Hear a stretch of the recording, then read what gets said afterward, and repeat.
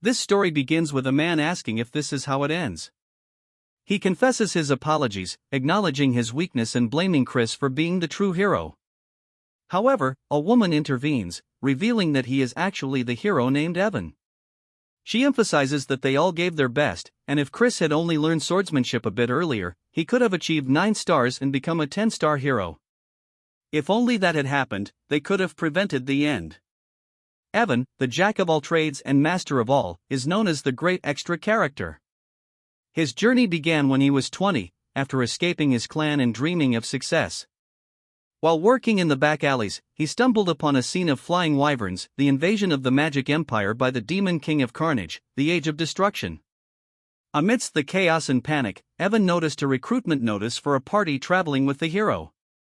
He saw this as a once-in-a-lifetime opportunity to achieve greatness and enjoy wealth and honor afterward. However, his dreams were shattered when they failed, and the Dominion of Light fell into the hands of the Demon King. Evan expresses his wish to turn back time, hoping to select Chris as the hero. Chris questions his meaning, stating that even if he could turn back time, he wouldn't relive this suffering.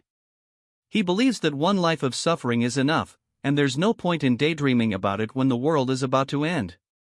As they all gaze up at the sky, the impending doom hangs heavy in the air. He declares that this is truly it. In his next life, not that it exists, but if it does, he hopes to be born into the family of a wealthy nobleman.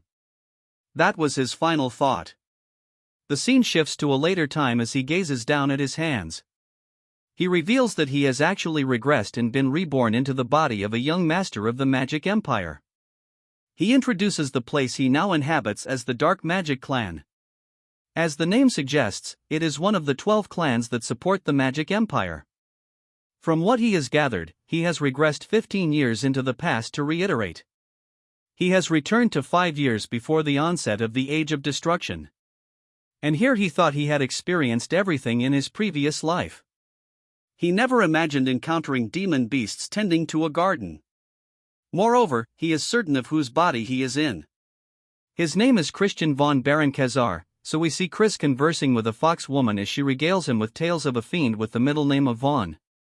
She explains that the house of Count Khazar is a branch family of Baron County, or the Dark Magic Clan. Chris inquires about its relative strength, and she responds that it is not weaker. While it is a branch family, it maintains good standing within the Dark Magic Clan. And not to mention, they are incredibly wealthy. He doubts that he will find anyone within the Magic Empire who is unaware of them and that they have 2 potential successors, but the eldest son. Christian is a real bastard among bastards.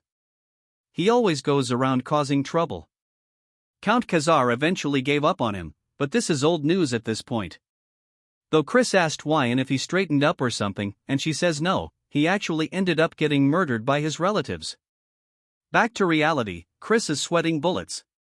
Then he says that he just wanted to become the son of a regular old rich family and wonders why he just had to regress here, why he had to be this person of all people since he is destined for death. And he starts wondering what he did so wrong, telling himself to think he awoke in this body with a coin incidentally similar in name to his. It's only been 3 days, and that he's going to die in 2 years from now.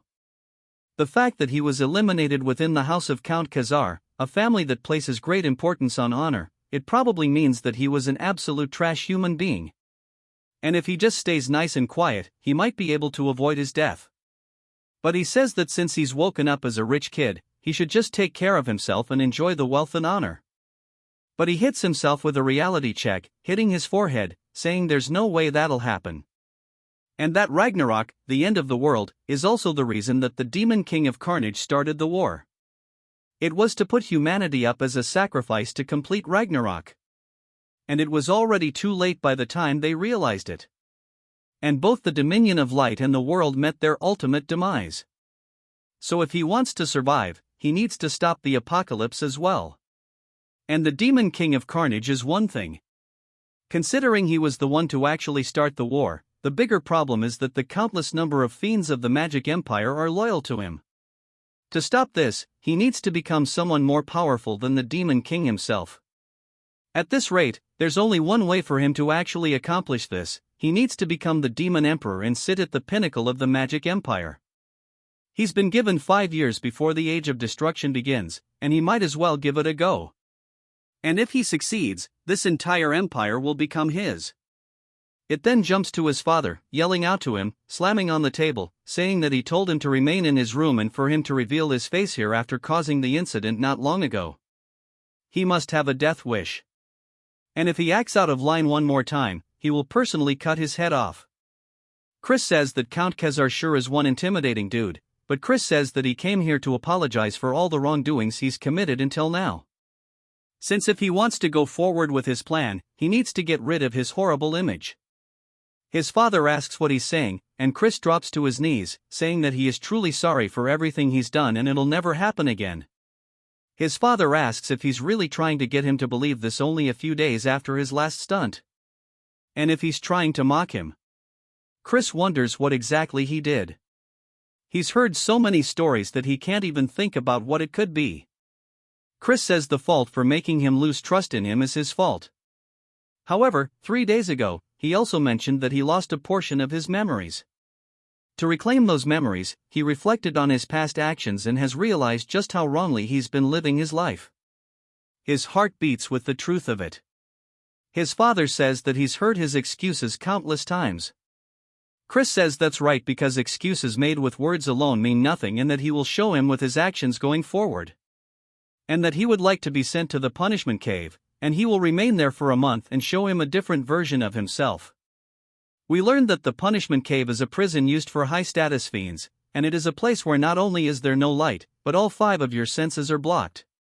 Even just a few days is enough to drain one's mind. However, it's perfect for him right now, and he needs somewhere to escape the gazes of others. His father asks if he's going to confine himself for a whole month inside of it because he doubts that he's even capable of lasting half a day. Chris says that he's well aware of how difficult a place it is, however, he thinks that that is the bare minimum for him to trust him. His father looks down at him, asking if he even understands how many times they've had this conversation. Each time he's only left him disappointed once more, but he'll play along and give him one last chance. However, if nothing changes after a whole month, he will banish him from the clan. Chris says that would be a death sentence as there is a long list of people who will aim for his life once he loses protection of the clan, but he decides that it's worth the risk and tells his father that he understands. But if he can prove that he has changed, he would like him to grant a request.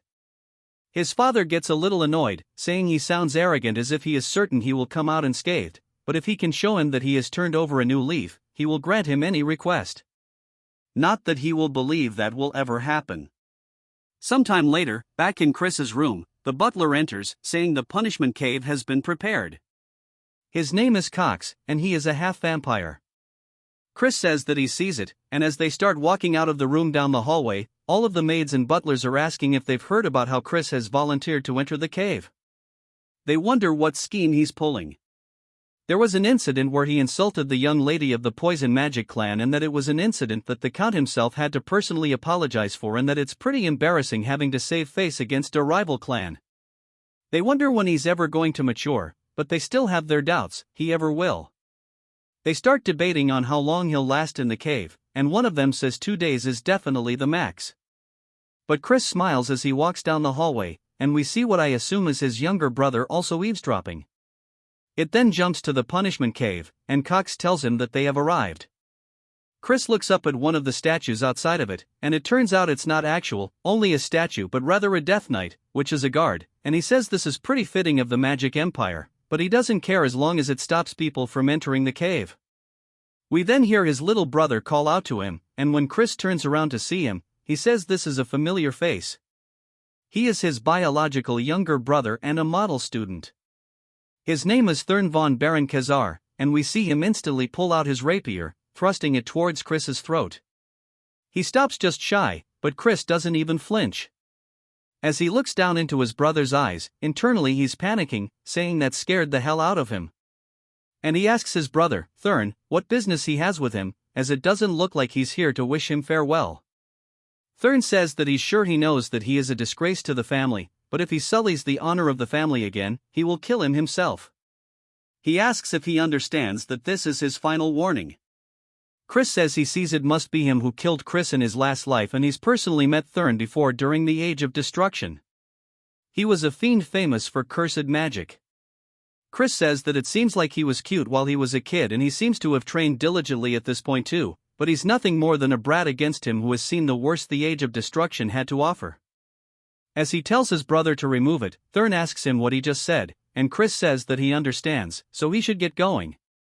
Thurn tells him that he's serious, but Chris completely ignores him, entering anyway, leaving it just awkward as hell outside. Thurn starts yelling, asking Cox what the hell was with that attitude, but on the inside, as Chris is walking forward, he looks around, saying that he can't actually see or hear anything. There's only the faintest sensation remaining around his fingertips, and he bets that is on purpose so that prisoners can feel the objects they bring in or else they might starve to death. An ordinary person would quickly feel mentally drained. In such a place, however, that's irrelevant to him as he's experienced worse during his time as a treasure hunter, and blocking off the five senses is something he's wanted since it will let him see further into himself. Without it, he can't overhaul this broken body. Of course, it also requires a lot of time and luck, but with the medical skills he's suffered to master as the divine doctor and the bone compression art he modified from the circus and finally the magic stones of different properties, it is certainly doable. He honestly thought he wouldn't be able to get a hold of magic stones since they are expensive, but he guesses this is the niceties of an elite clan that heeded his request, even though he's a good-for-nothing yet. In his previous life, he and Evan struggled to obtain them as they had to slave away in the mines. The start will be with the white magic stone, which will purify the toxins. It is a boring but essential stage. It requires him to tediously clean away any toxin buildup across his body with white mana. Even the smallest mistake would cause great pain across his whole body. As he starts doing exactly that, he feels a tingling sensation, which I would assume is like pins and needles when you're sitting on the turd for too long. And he looks up, smiling, saying that this is a cakewalk to him. Sometime later, we see Cox reporting to Chris's father. When his father asks how Chris is doing, Cox says that he entered the cave and he's worried that it'll break him so bad that he won't be able to even call for help. His father wonders if maybe sending him there was a mistake. He had such a promising future as a child, and he wonders how he broke apart so easily if his gift made him too arrogant. Whatever the reason, he'd rather he be fully ruined or died than live such a wretched life. And he's full of conflicting emotions, such as anger and sadness. Even though Chris's words seemed very reasonable, he doesn't think he should have expectations. He's already tricked him too many times. He asks Cox if he saw anything strange when Cox enters. Cox says there was an incident, and his father tells him to report everything in detail. Cox says in truth the young master took magic stones into the cave with him, including a dream stone that makes one hallucinate, and so they don't know the side effects, so they have to immediately open the cave. We see his father's fist shaking out of frustration, but he tells Cox that they can't, and if that's the case, then just leave him to die. It then jumps to a whole month later as he's standing before the punishment cave. Chris's father says he must be a wreck by now. As the door slowly opens, his father is completely taken aback by the shine he is seeing, and Chris says he's been waiting for him to finally show up. He asks his father if he's surprised, and he told him that he promised that he would return as a changed man. His father starts to tear up, saying those are eyes he hasn't shown him since his childhood, and his father says this means he's actually endured it. Chris laughs, asking if that's a compliment, and his father tells him not to get on his high horse from something that's minor, as he doesn't trust him still. Chris says that just means he has to work harder, and he must think that he barely endured the cave, but that's not the case. Chris was so busy training that he had no time to be bored. Firstly, he made himself the optimal body so he could master swordplay, and thanks to the white monostone, each and every cell in his body was basically bursting with life. Furthermore, the Dreamstone was a game changer. Cox asks if he was really going to take that into the punishment chamber, and Chris says that he's glad he was stubborn about it. Thanks to the hallucinations he drastically reduced. At the time it took for his metamorphosis, and on top of that, he created 2 cores. He shows that he's actually a genius as he uses a 1-star spell called Light, and he used his darkness core to hide his light core. The fiends would make a giant fuss if they discovered it, which is why his father doesn't actually think it's that impressive. Things in there would have been great, but of course, that is not all. As he sensed something, one of the stones flew up towards him. When he got a closer look at it, he says that the dreamstone is just a mess and that someone was hoping to get him high off of it and break him down. But he willingly accepted it and took it head on. He used it as a sacrifice for his leap forward. He tells his father that since he kept his promise, he wants to make a request. His father tells him to speak, and Chris says that he wants to use the Black Swamp Knight's training ground. But his father says it is not good for nothing, like Chris has no place to be there as they are one of the 3 orders of knights supporting the Dark Magic clan. He must know that only the most elite knights may display their skills there. Chris says he's only asking to borrow the training ground and he believes watching the bravery of the Black Swamp Knights would be a good influence on him as he doesn't plan to actually join their order. His father thinks about it for a second before telling him okay, but to heed his warning, and he should not behave disgracefully before the night. Chris says there's also one other thing he wanted to request, which surprises his father. It then jumps to the training ground, and all of the trainees are glancing over, seeing Chris dripped out. They start blatantly bad-mouthing him, and Chris says it must be because they are in the magic empire where strength is more important than status. But there's one reason he came here specifically. We learned that his other request was about going to the library, and his father says he needed to get the Deputy Commander Melon's letter of recommendation. It's where a lot of House of Count Khazar's dark magic grimoires are stored.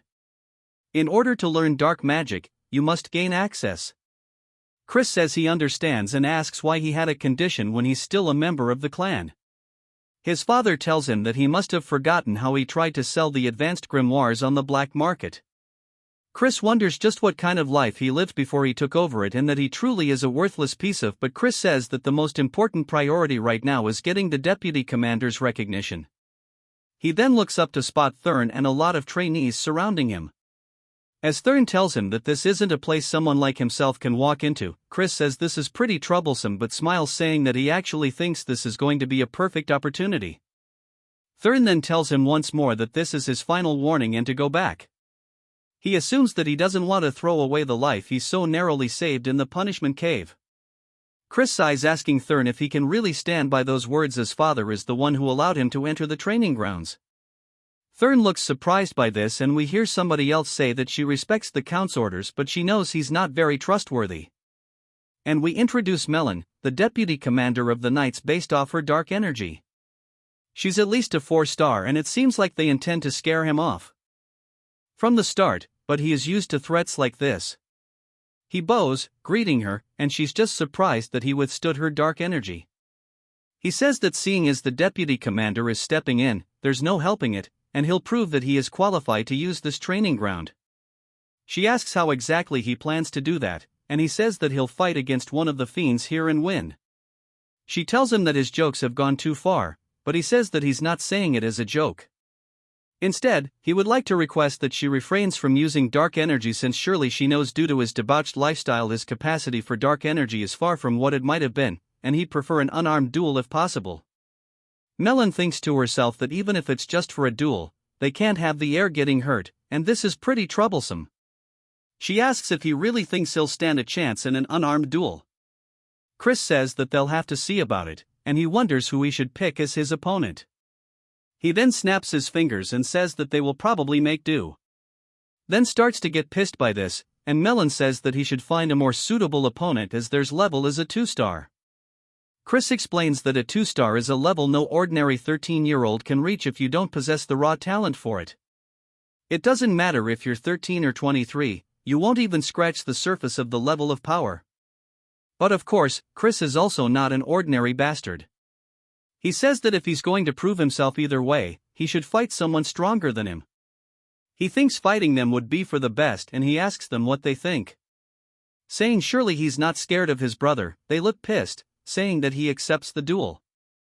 We then see all of them surrounding them, and they tell them to take the opportunity to destroy Chris, and if he doesn't do it properly, they'll have special training today. Chris asks Melon how they're meant to decide the winner or if they just go until the opponent surrenders. Melon says that this is pretty insolent and he doesn't even know his place, but they should just go until one side is incapacitated.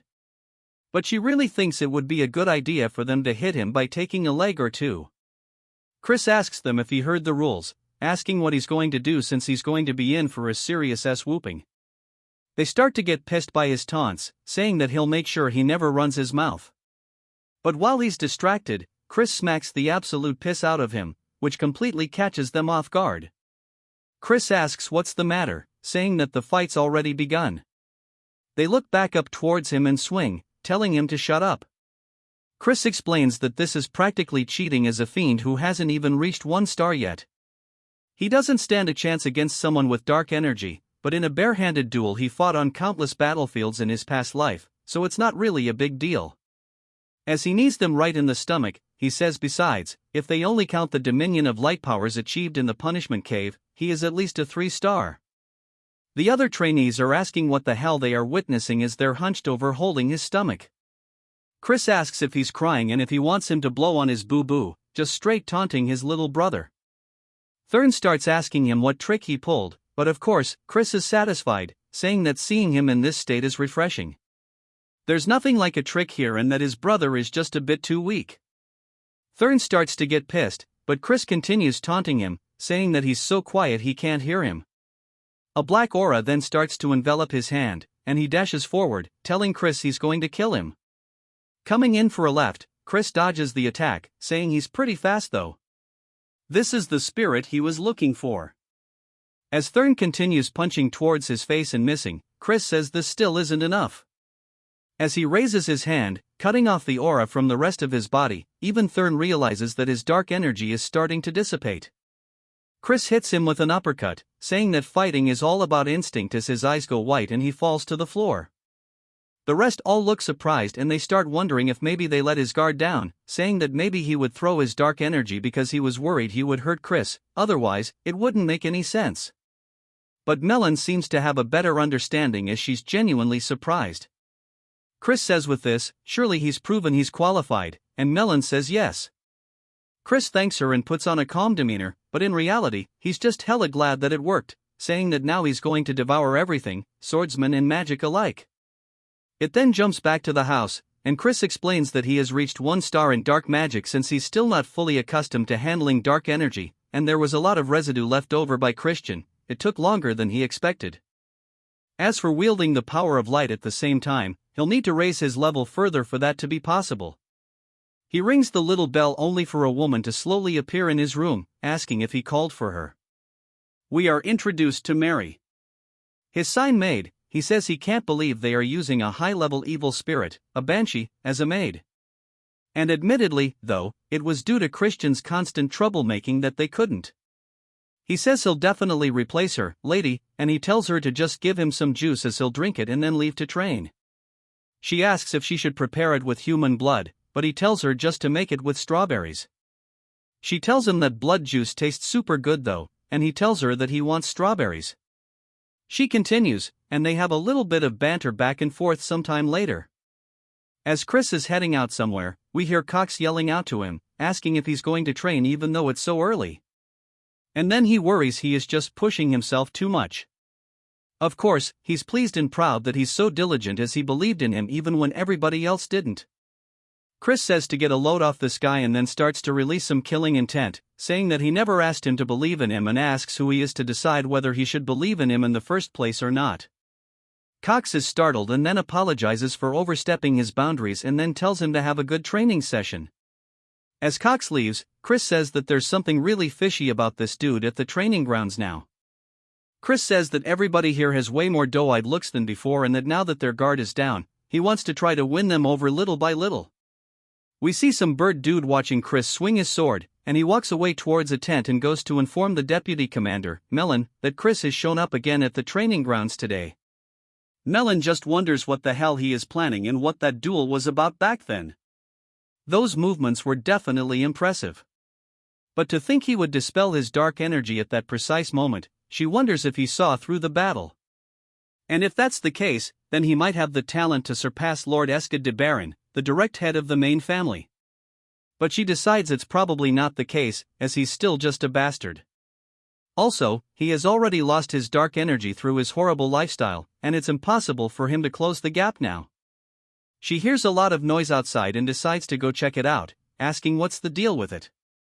One of the men tells her that Chris seems to have had a small conflict with a squire. The other trainees wonder what happened, saying that Canon is a 1-star fiend. And they wonder if maybe Chris also reached 1-star Melon. Looks surprised, but Chris says that he wanted to see the rumored prowess of the Great Black Swamp Knights. But it doesn't seem like they live up to their reputation.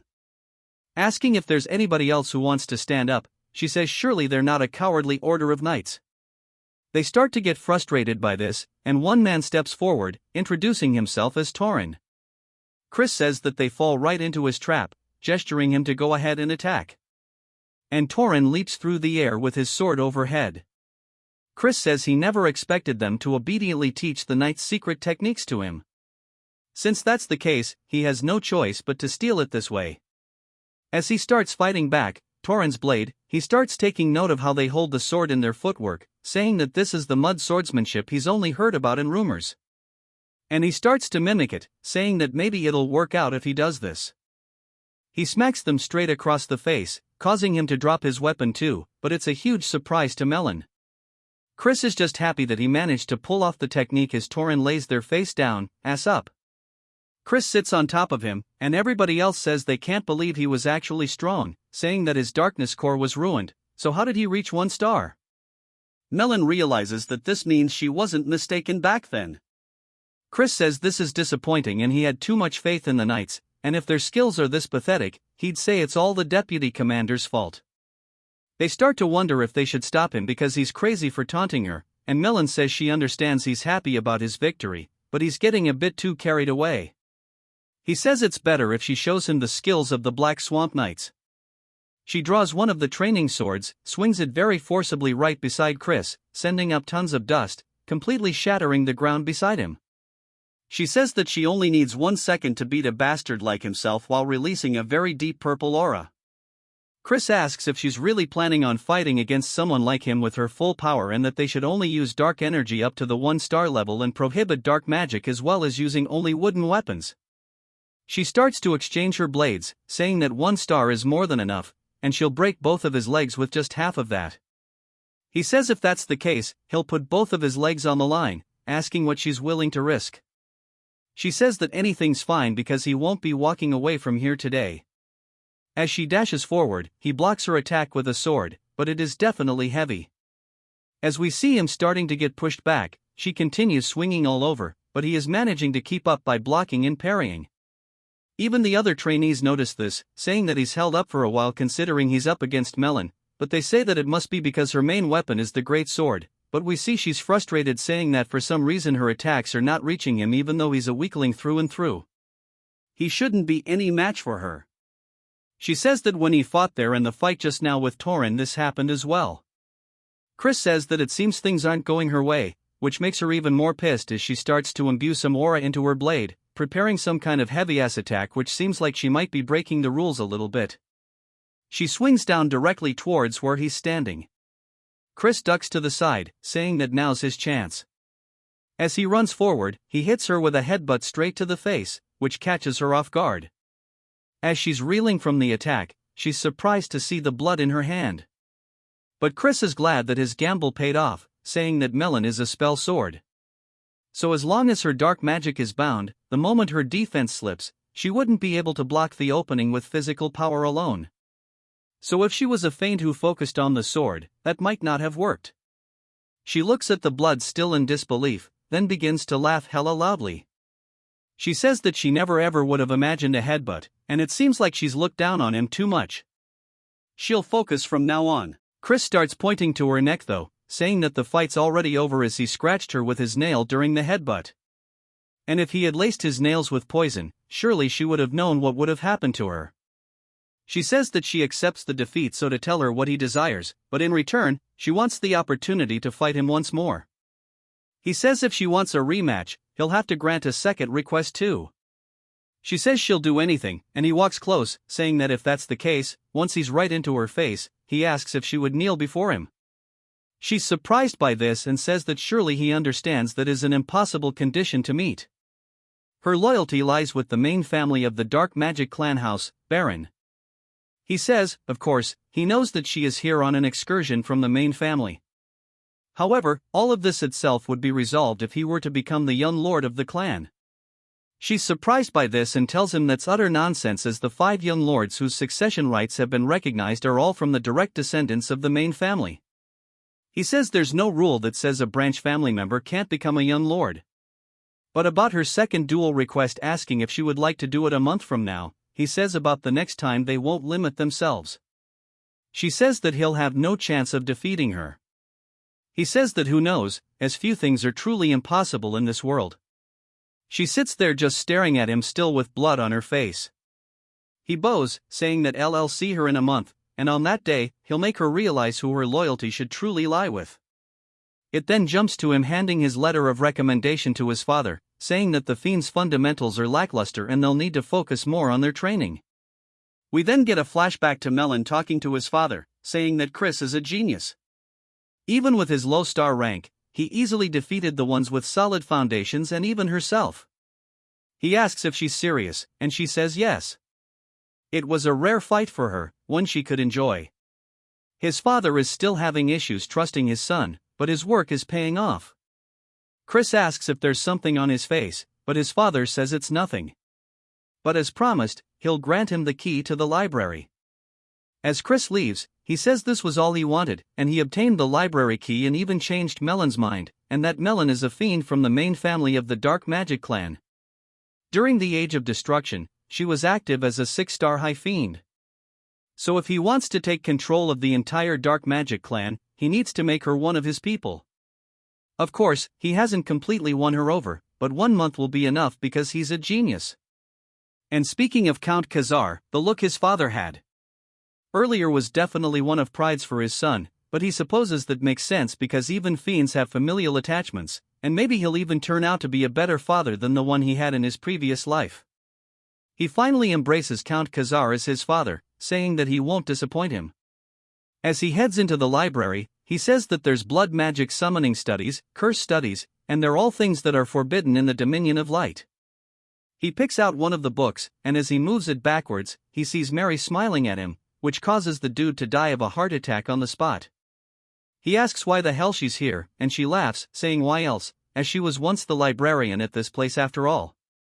She causes all the books to start floating around, then says that maybe he came here knowing this and wanted to monopolize her all to himself. He tells her to shut up, and she says that he's making her heart go crazy with such direct language. They continue their banter a little later. Mary tells Chris that the grimoire he has chosen contains a 4-star dark magic called Binding Seal, and as he is now, he won't comprehend it. Chris closes the book but tells her it's fine because he's a genius. She clearly doesn't think that's the case but pretends by saying that not only is he handsome but he's also a genius, and that's truly super. But he can tell that she's forcing it and tells her to stop doing it. She asks if there's a reason he specifically chose the book, and he says of course, as he needs to catch a rat. A little while later, as he's training with everybody else, he explains that the first potential rat is then no one in this house despises him more for being a good-for-nothing, and the second potential is Cox. Even though he's not a descendant of the clan, he has free access to the punishment cave, and fiends prioritize power over social status. Yet he circles around Chris, sucking up to him. It could also be a third party he is not yet aware of. Whatever the case, they want to see him in ruins, seeing how. They provided him with a dreamstone in the punishment cave. He wonders if maybe he should act like the bastard they want him to be. And then whoever looks happy with him acting out would likely be the culprit. He screams, saying that this training is way too hard. And he leaves, telling them to have fun.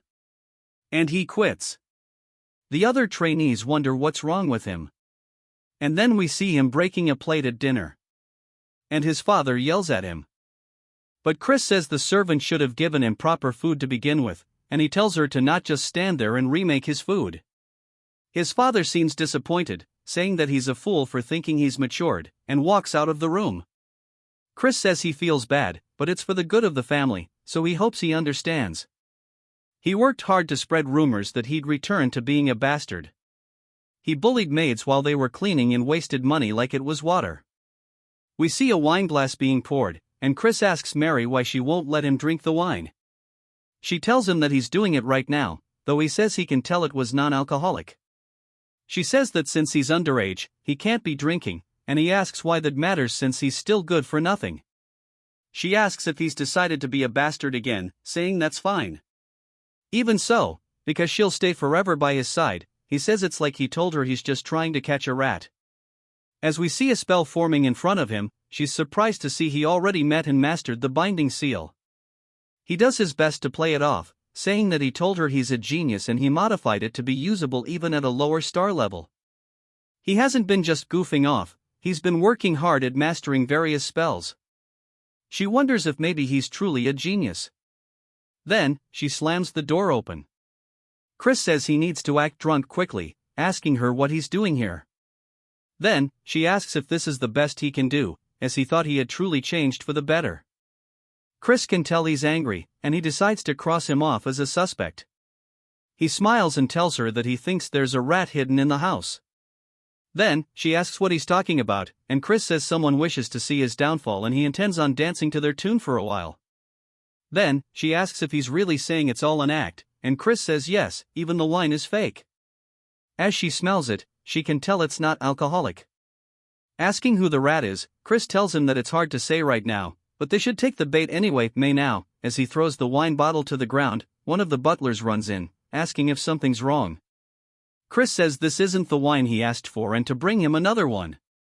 The butler tells him that Cox is currently preoccupied, and Chris says that he guesses he needs to pay him a visit. While still acting drunk, then says he's playing this role too well.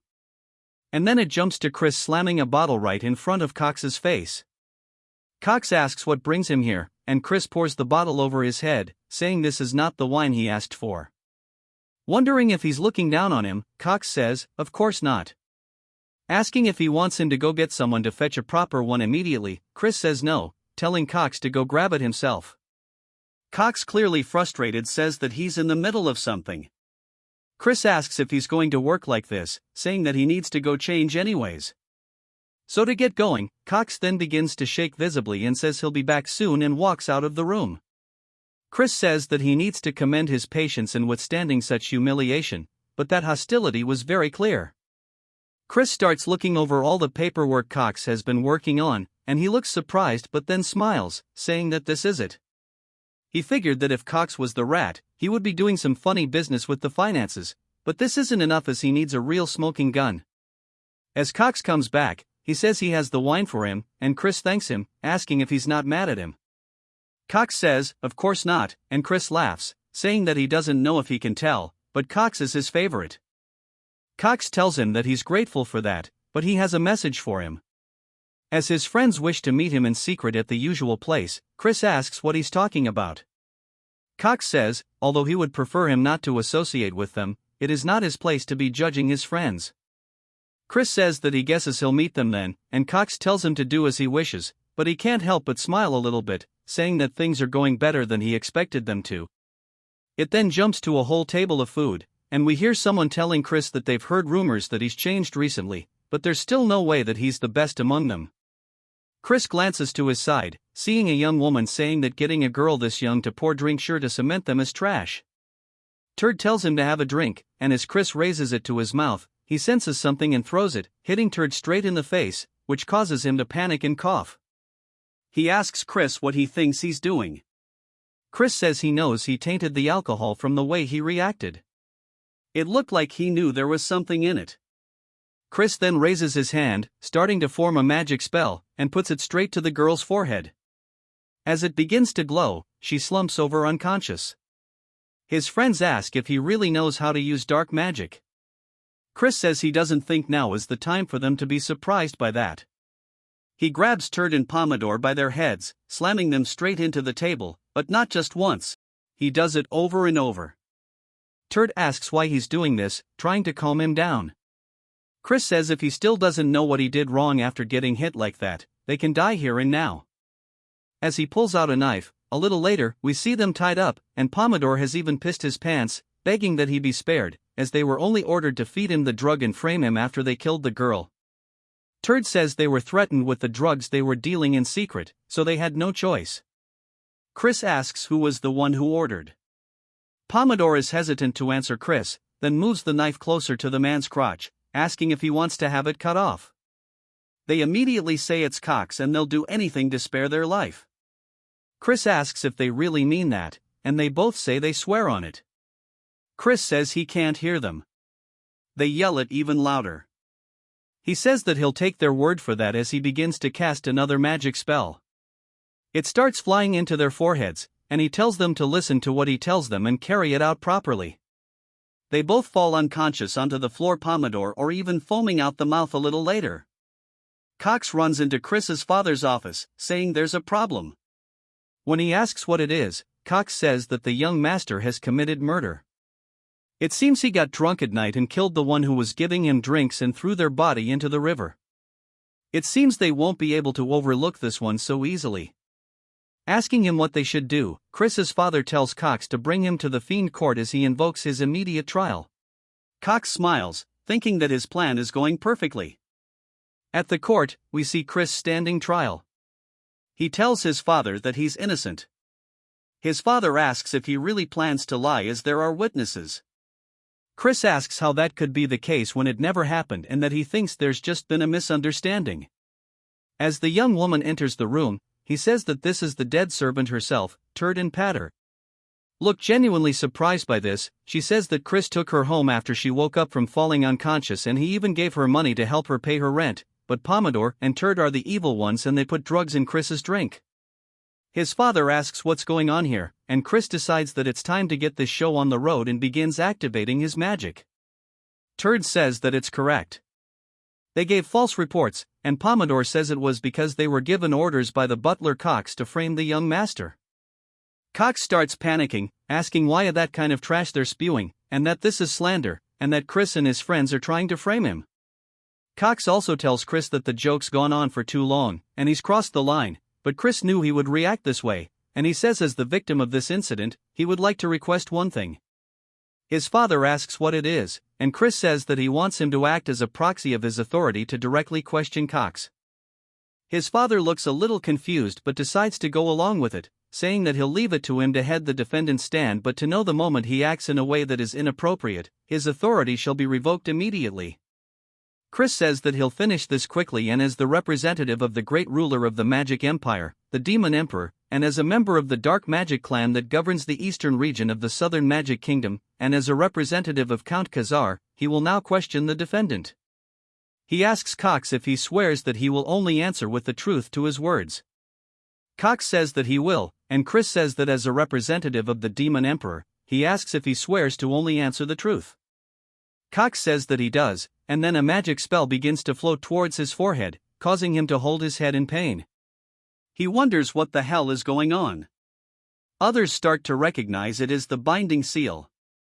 Asking how Airbrat could use a 4-star dark magic, Chris says that this was modified so it could be used at a lower star rank. However, it has additional conditions, and that is he needs the target to swear twice, and that Cox has now fallen right into his trap. Cox asks him what he just did, and Chris says that he just swore that he will answer with nothing but the truth and asks what the reason he hired his friends to slander his name was for. Cox's head starts to feel hella painful as he lets out a scream, and he says that he received an order and that there was a man who knew of his corruption and threatened him, telling him to ruin the young master. This is why from when he was young, he has been sabotaging him. Chris says that by corruption, he's talking about the embezzlement he's been committing for quite some time, and he's already seen through that as well. He leaps down, asking Cox who gave him the order. Cox says that if he says it, then he'll be in a bad position, but Chris uses the binding spell, telling him to speak now. Cox says that it was Sir Escott and that it was the second son. Cox panics and says that he needs to run away before he gets killed by him, but Chris draws the blade from the nearby guard and cuts Cox's head clean off. Much to his father's surprise, Chris says that by the borrowed authority from the Count, he has punished the sinner as Cox's corpse lies there on the floor. His father asks why this was the decision he came to, and Chris says that had they left Cox alive, the main family would have fabricated evidence and covered up his incident. They cannot be indulgent with him furthermore.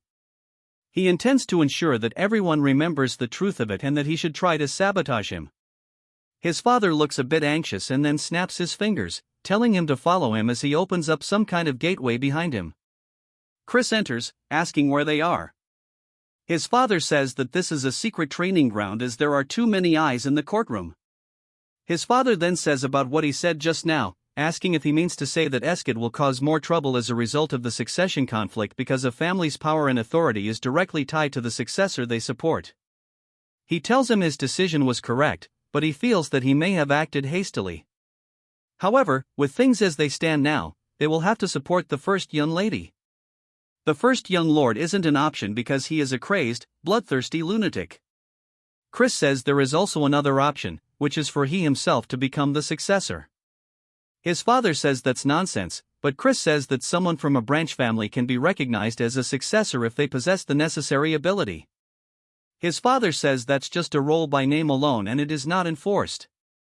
Chris says that he doesn't really know about that because why else would he should try to sabotage him? His father says that he may have been more talented than Eskid in his childhood, but he's been lagging quite far behind him now. Chris says that he'll make quick work of catching up, but to do that, he needs his help. He wants his father to use his authority to recommend that he participate in the Sacred Dark Rite competition. He says that's wrong too. 2 months from now, his father tells him that he'll need to be a 2-star to participate and that he only just gained 1 star. Chris says that he'll make sure to reach it within the next 2 months. Then, so surely this one time his father can help him out. Sometime later, we hear the maids talking about how it seems Chris truly has changed and they have heard that the Count himself has been personally training him. Asks if she has meant the same training that even the senior knight struggled so much with and that he doesn't know how long Chris will last. As we see Chris cutting something cleanly in half, he says that he needs to bind it with mud swordsmanship and then sever it with blackside swordsmanship. Asking his father if he's correct, his father says that he only started teaching him this today, yet he understood it immediately. Chris asks why he has to keep doing it this way because keeping them separate is so weird. His father asks what he means and Chris says that he feels like there's a more efficient method. As another mushroom monster spawns in, Chris runs forward, cutting its legs clean off. His father says that was mud swordsmanship, asking how he did that when it's not meant for slicing. Chris explains that he only used the mud swordsmanship but he wrapped it in the black side sword energy. His father internally is freaking out, saying that's not something a 1-star should be able to do, but plays it cool, saying that's pretty powerful, but using 2 techniques means it's going to be difficult to use curses too. Chris shows that he can still do it anyways and says that it's still pretty easy and it's not really an inconvenience at all. His father then freaks out externally this time too. It jumps to 2 whole weeks later as Chris is lying on the ground. He says that running is so hard and it's not like he can half-ask this since stamina is key to increasing his power stage. We then hear Melon asking if he's already exhausted as the duel isn't far off and she's eagerly waiting for the promised day to arrive, he says. She always has such an intense presence, and that he's doing his best to meet her expectations. She says that she's aware of his growth, but he's still a 1-star, and he'll never get her to kneel before him. He says that he's sure it would happen and he's sure he'll learn something through the duel, so it won't be for nothing if it doesn't. She laughs, saying that he's still full of energy, and she hopes he fights past his limits and entertains her. He says that she is currently an upper 4-star. We learn that in a single stage, there are 3 separate tiers, lower, middle, and upper. As an upper 1-star, he is way below her level. However, he comes from a rich family, which means that he's a wallet warrior. As he enters his room, he asks Mary if she's finished packing his bag for the outing, and she says, of course. And that's since it's their first outing together. She made sure to dress to impress. He says that he never said that she was coming with him, though, and she laughs, saying that he must be worried and she's going to get a heat stroke from this. And that he shouldn't care because it's her pleasure to serve him. He asks how a banshee is meant to get a heat stroke in the first place. He recalls asking his father if he could change to a human attendant, and his father says he cannot since he made a contract with Mary. And that a high-ranked banshee cannot be managed without a contract. And he asks his father if he could even tell him how to avoid the contract then, and he says that it's going to be him sharing a very deep kiss with Mary. Chris says that he can't believe Christian did this in the first place. He tells Mary that she can't come with him as he's headed to a place with lots of people. She looks so sad, saying that she was looking forward to going out. He says that it's just her spiritual energy might injure people. She keeps the puppy dog eyes, saying that she's been stuck in here for decades now, and bro can't believe that she's this sad about it. And folds into zero pressure, saying that he came along, but she just shouldn't show up around others. She says that he truly is the best being, all excited, and he tells her just to follow him. She asks where they are going, and he says that it's somewhere he can make a profit. She reminds him that he already has a lot of money, and he starts dropping his coins on the ground. He tells her to stop doing that. She says if he's not going for money, then maybe he's going for land ownership. He says that's wrong too. She asks what it's for then, and he says it's for something he used to use before. We see them in the carriage saying that he's late. Chris asks what he's doing here. Then, he says that he's here to watch over him in case he begins to behave like a bastard again. Chris tells him not to worry about it as he's merely on his way to go gambling and nothing more. He says they're fiends, so it's a given that they're close to alcohol and gambling. Gambling is something even the Demon Emperor recommends, and there's a reason that's legal. Then, he says that he should follow him there. Then, Chris asks if it's perhaps because he's worried about his big brother. Then, he freaks out, asking why he'd be worried about him. He's just concerned that he'll dishonor the family. Chris says that he was thinking for a little nerd like his brother. It'll probably be too stimulating anyways. Asking if he even knows the rules, then he says that gambling is just card games and that he's going to flatten his nose if he keeps yapping like this. Chris says that sounds so scary and says that he's going to show him that he's a pushover today. They finally make it to where they're going, and it's just a big grand building. Even Mary looks super duper impressed. Then, he says that he didn't know a building could look like this. Mary says that her heart is starting to flutter. Chris tells them to stop acting like country bumpkins and to put this on as he hands a mask to Thurn. He tells Mary that she needs to hide so people can't see her. He also wants to whisper something to her. He starts doing so as she listens, and she says that she'll go do as she's ordered and disappears. Then, he asks where he sent her. Chris says that he shouldn't worry about it and they should go in already. As they enter the area, people start to look over towards them as they walk by their tables. Some of the gamblers say they can't believe people so young would enter the lion's den on their own. Chris says that he wants to make a bet with Thurn on who wins. He'll make more money in an hour, and if he wins, he'll call him older brother for a month. Then he asks if he's serious, and Chris says yes, but if he loses, he'll have to call him the Honorable King Emperor Majesty brother. Then he can't believe he said that with a straight face, and Chris says that there's no need to do it if he's scared and offers him some money. Then instantly snatches it, saying that there's no way he'd be scared about this and that he's going to be going first and show him how easy this is. Sometime later at a table, a man is saying that it's Chris's victory and for being young, he plays quite well. He's sure that he's going to earn a lot. Chris says that when you're first starting out, they let you win a reasonable amount by instigating the overconfident player. They aim for the moment their prey bet's too big, and he knows exactly how these common works. Of course, we know there isn't so familiar, so he falls for it. Chris says that he's already caught in their trap and he tells him that he should just go back home and sleep. Then he says that he's definitely losing money too, and Chris tells him that he's only lost 500. Then he says that he only lost about 1,000, and everybody starts laughing at the completely justified crash out. Chris says that it looks like everybody here has marked them as a loser, and he's sure conmen will try reeling him in soon enough. Then he asks if he's going to continue. Then he says he will and throws the money out of Chris's hands. Chris says that he's the one who tried to stop him, but he wants him to lose tons and become the perfect bait as that's the plan to begin with sometime later. As then sitting at his table looking at his cards, we see people cheating as they actively see what's in his hand, and Chris spots them. They tell him saying that this is perfect. Mary then appears behind Chris saying that she found the people he mentioned. He says that she did a good job while he's freaking out. He's low-key rising up. Mary a little later they arrive and Mary says this is the place. Chris tells her to open the door, and she does so. As they enter the room, the people start freaking out, asking who he is. Chris takes off his mask, saying surely everyone knows of him. They ask what business he has here, and he tells them to call their master over. A man then starts being a kiss-ass, asking Chris if he really came to visit. And we are introduced to Grant, the master of the Glee Merchant Guild. And while he may be known for his talent as a merchant, there's just a little bit more to him as he's actually the owner of the casino too. Chris says that he wants to have a conversation in private, and Grant asks what it could be about. Chris says that he conned his younger brother, whom he cares deeply about, and yet dares ask him what he's here for. Grant says there's no way asking if that sucker in the tiger mask is his brother. Chris says he's corrected as Count Khazar. Then Grant says that he assures him that all he does is run the casino, and the others do have no relation to him. Mary then gives him some absolute nightmare fuel. She immediately apologizes, saying that had he known he was the son of the Count, he never would have done it. And a please show mercy.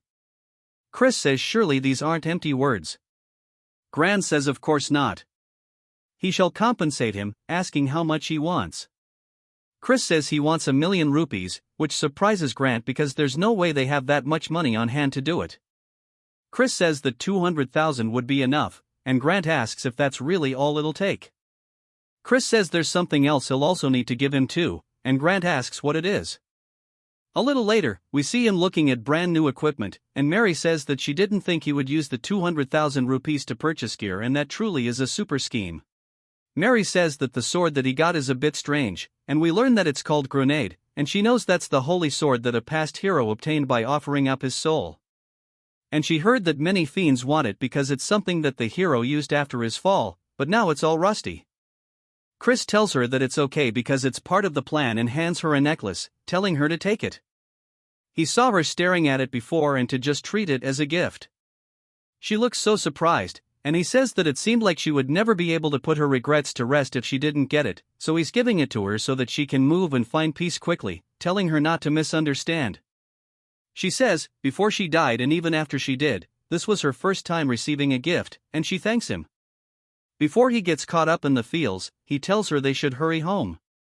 She gives him such an absolutely warm smile that she says that she shall put her whole heart into it as thanks, and from now on she shall make it for him, and that from now on she shall make him blood juice that's even tastier than before. As they walk home, he says that he doesn't want to drink something like that, and they continue bantering. She says that surely he knew that the strawberry juice he's been drinking all this time was blood, and he tells her to stop joking. Chris then says to wait a moment because he feels like he's forgetting something. Of course, he's talking about the ring that he left at the casino. It then jumps to the next day as we hear them yelling out to Chris. Chris wakes up wondering what's going on, and then asks why he abandoned him. Chris thought he forgot something the other day, and then tells him that he was nearly sold off as a debt slave because of him and that he was lucky someone recognized him. Chris apologizes but says that it was probably Grant who helped him out, though he's addressing him all wrong since he lost the bet. He needs to keep his end of the promise and to go ahead and say the words. Thurn looks mortified and squeezes the hell out of the pillow but slowly starts to say the word esteemed over and over. Chris says that he doesn't know what he's trying to say, and then yells it while ripping the pillow open, calling him the esteemed King Emperor Majesty, brother.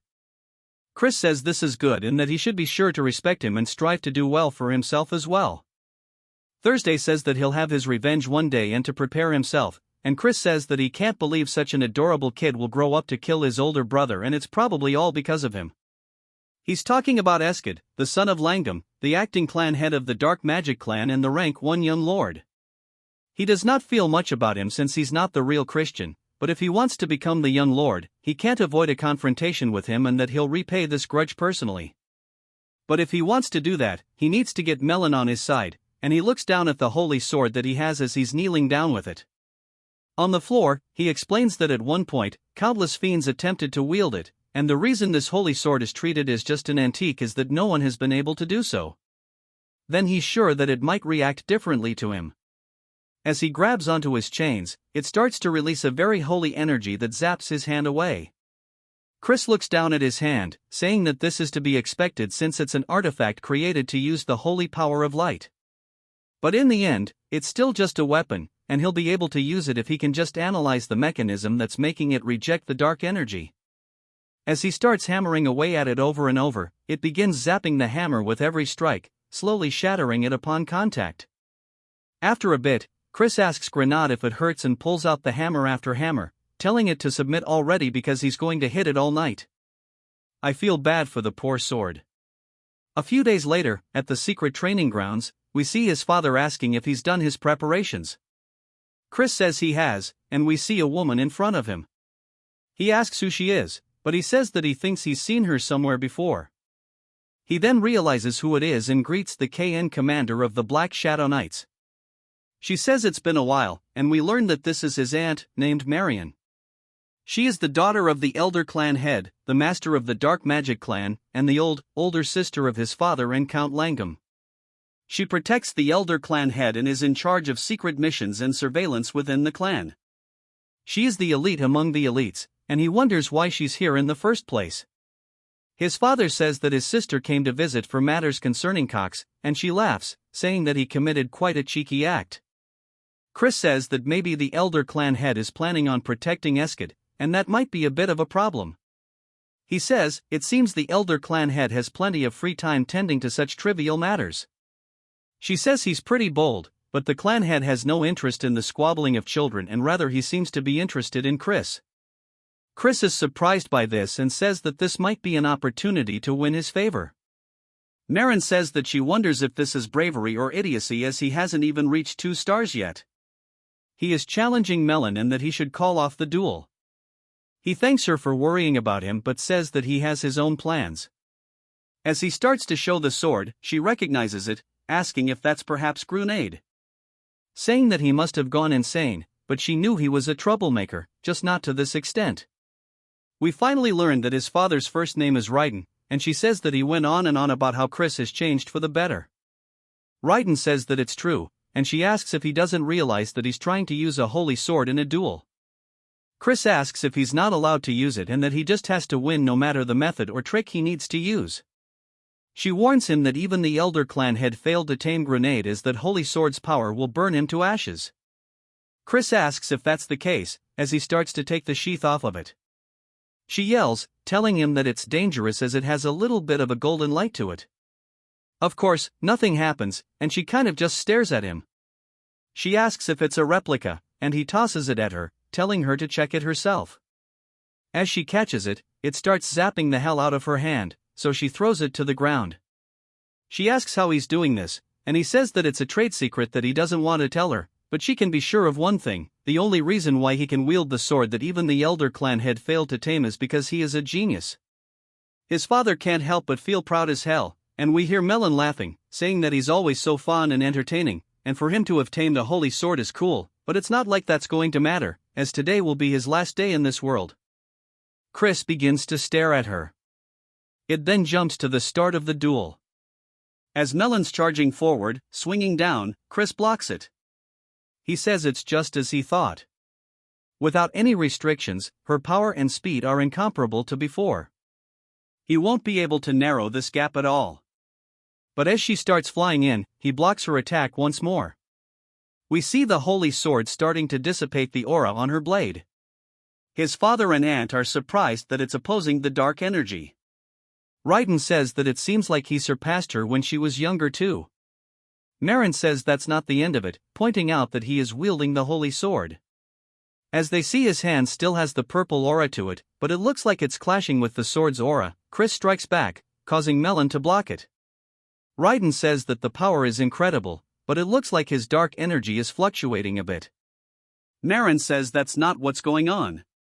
He's controlling his dark energy for a single moment to avoid the rejection and response of the holy sword. Melon distances herself. Chris asks if the battle is to her liking. She says that she's been having this thought for a while, but asks if he's perhaps predicting her movements. He says that he does happen to be pretty observant, and each sword technique has a preceding position she needs to raise her arms before she can swing down. And to do that, she needs to move the muscles in her shoulders and upper body. This is something a novice and an expert share in common. She sighs, asking him how he's going to predict this. Then, as we see a green aura start to be released from her hand, it starts to wrap around Chris. She says that surely he hasn't forgotten that the Black Swamp Knights are spell swords. A giant surge of holy energy resonates from him. He says that almost could have been a problem. She asks if he had a cleansing artifact. Chris starts thanking his father, saying he survived thanks to him. But he says that should be in the secret vault. He looks confused.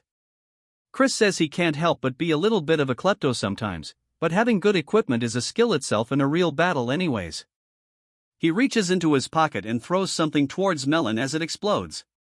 She does her best to dodge whatever it is, and Chris says there's no use even if she does, as he throws another one directly towards her. This one explodes. He says that he got that artifact using the money he took from GLE, and it's pretty effective.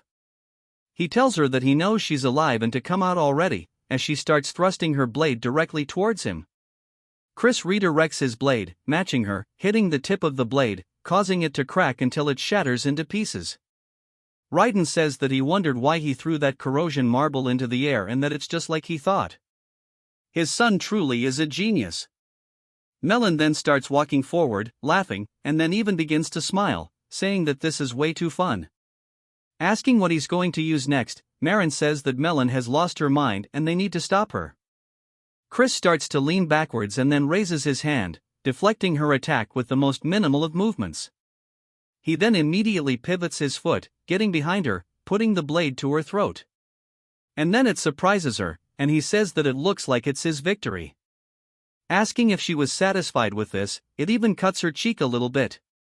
His father still just looks super proud. "I love this guy, Melon." Then laughs, saying if he's genuinely asking, that she can't even calm down anymore. He then says that he wants an answer to his previous request as soon as possible.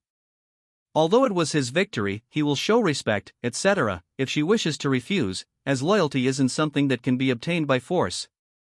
She asks if she continues to stand by his side if he'll fight her like this in the future. He grabs her hand, saying that he'll fight her as much as she wants it. Then jumps to later, as Marin is looking out at the sunset. She says that him wielding dark energy like that is something special. As we see a man throwing the holy sword onto the ground, says he refuses. Marin asks if it's impossible for him to hold it as well, and he says that he can wield it momentarily, but as she knows, the waves of dark energy change continuously, meaning you need to constantly change the waves into one that the sword cannot detect. But there's no one who can do that in a real fight. It might only be possible for a demon of Gahong or the demonic dragon, and if not them, then perhaps a crazy bastard who can control dark energy as easily as they breathe. She recalls Chris smiling widely, asking if it was perhaps enough to earn her praise, and she does look a bit happy about it, saying that maybe her father's long desire can be fulfilled.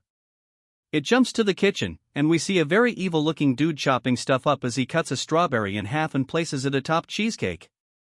Chris says that he can't believe he's been making the strawberry cakes, and Mary says that despite his appearance, his skills are top-notch. The orc then asks Chris what brings him to the kitchen, and Chris says to make some cookies. Mary asks why he's making cookies, and Chris says to give them to someone. She asks if it's for a woman other than her, and he says that it's not what she thinks but it is technically for a woman. The orc says he can do it for him, but Chris says it's fine because baking heartfelt snacks with his own hands is what matters. He may not look like it, but before he can finish his sentence, he gets hit on the cheek with a red substance as orcs are going absolutely crazy mashing up what used to be strawberries into jam. Chris asks Mary if she's sure they aren't adding blood to the strawberry juice, and she laughs. Then later that evening, Chris calls out to Marin, who's about to get atop of horse, and she asks what's the matter. He says that he heard she was leaving and came to say goodbye. She says that she appreciates it and he must be tired from the duel yesterday. He says not at all, but he also has a little gift for her. She sees all the cookies and begins to blush, saying that he didn't have to prepare a gift. He says he's happy to see her again and couldn't help but prepare something right then. He remembers yesterday when Chris was asking him if there's any particular food that Marin enjoys, and he says that he sure doesn't know how to win someone over. Chris tells her to try a bite because he baked them himself. She asks if he really made these and starts munching away and realizes that this turd is actually gas. She tells him it's very tasty, and he says that he's glad she likes them. She says that she must give him something in return for this fine gift, asking if there's anything he wishes for. He says that he wants her to become his true aunt from now on. She says since they're already related by blood, he's sure there's a deeper meaning behind his words. She asks if he just wants to have her support in the upcoming succession conflict. She sighs but says unfortunately she cannot grant him that request as he may know adults from the main faction family must be impartial towards the candidates as that is the rule. He says he was merely making a genuine request as he wishes to become closer with his aunt. She asks if he really has no other intentions, and he says of course. If she cherishes him and secretly offers to help, there's no way he'd be able to refuse it. She laughs, starting to eat cookies, saying that she does not dislike his honesty. But since her nephew bakes such delicious cookies and gifts them to her, she can't help but cherish him. He thanks her, and she asks if she can have more cookies next time. Raiden sits there tearing up since he finds it so wholesome. Chris says that if she makes him sad, he might soar and be unable to recreate this taste. Saying surely she understands what he means, she sighs and looks happy and asks what he thinks about joining the Black Shadow Knights. He goes to explain it and says something to her, but she cuts him off. She says that he was exceptional in the duel against Melon and he may even be a greater prodigy than the Elder Clan head. However, his rivals won't be easy opponents, and she's worried that he may wither away before his talent has a chance to bloom. He says if he fails to climb up and over the mountains in this way, he wouldn't mind dying. She looks surprised by this, and he says that he appreciates her concern, but he does not think that he will lose again. She's amused by his confidence and says that for some reason, if it's this child, she'll believe him. She says that she cannot stop him from walking down this path, however, she wants to offer him a piece of advice. She tells him to be wary of the first young lady. Raiden asks why he should be wary of Juliana, not aside from the fact that she is the most gentle of the 5 young lords. Marin says that he will soon come to understand why, and Chris thanks her, saying that he'll keep it in mind. She smiles, saying that she'll see him next time, and rides off. It jumps to Chris laying down in bed thinking about something. He says that both his father and an aunt are powerful as they've reached 6-star after a lull, but he still didn't hear much about them during the Great War, and he wonders just how many powerful combatants there are in the Magic Empire. As there must be enough to overwhelm the Dominion of Light at the very least, but he doesn't want to repeat the past this time around. So, he must get stronger faster. We get a whole 1-month time skip, and Chris asks his father if he called for him. His father says yes, as there's something he meant to tell him, but then is surprised by something, asking Chris if he's actually reached 2 stars already. His father says to achieve such a growth in only a month is crazy. Chris says that he doesn't know why he's surprised, as he promised him and asks what. He wanted to talk about calling him here alone at this hour. His father says that he got word from the main family. He submitted both him and Nen as candidates for the Sacred Dark Rite, but they only approved then. He sighs, saying that the reason being was that of his frivolous spending, womanizing, thievery, and even drunk and destructive property. He can't refute it because it's all true, bro getting punished, but his father says that he can't believe they're looking down on his son. Chris asks if Count Langham made this decision. His father says no, the Count didn't have much to say after misdeed. However, it was Lion de Baron. He's a direct descendant from the main family and the star of the upcoming Sacred Dark Rite. The Sacred Dark Rite itself is a ritual where candidates take in pure darkness from the negative dimension. Since the amount is limited, candidates participate in a quasi-deathmatch to decide on hierarchy. Candidates who rank higher end up taking more darkness for themselves. And it ends up playing a tremendous role in being selected as the Young Lord, a successor to Clan C. If Lan is victorious and monopolizes darkness, then becoming the 6th Young Lord, achieving his goal, will be much harder.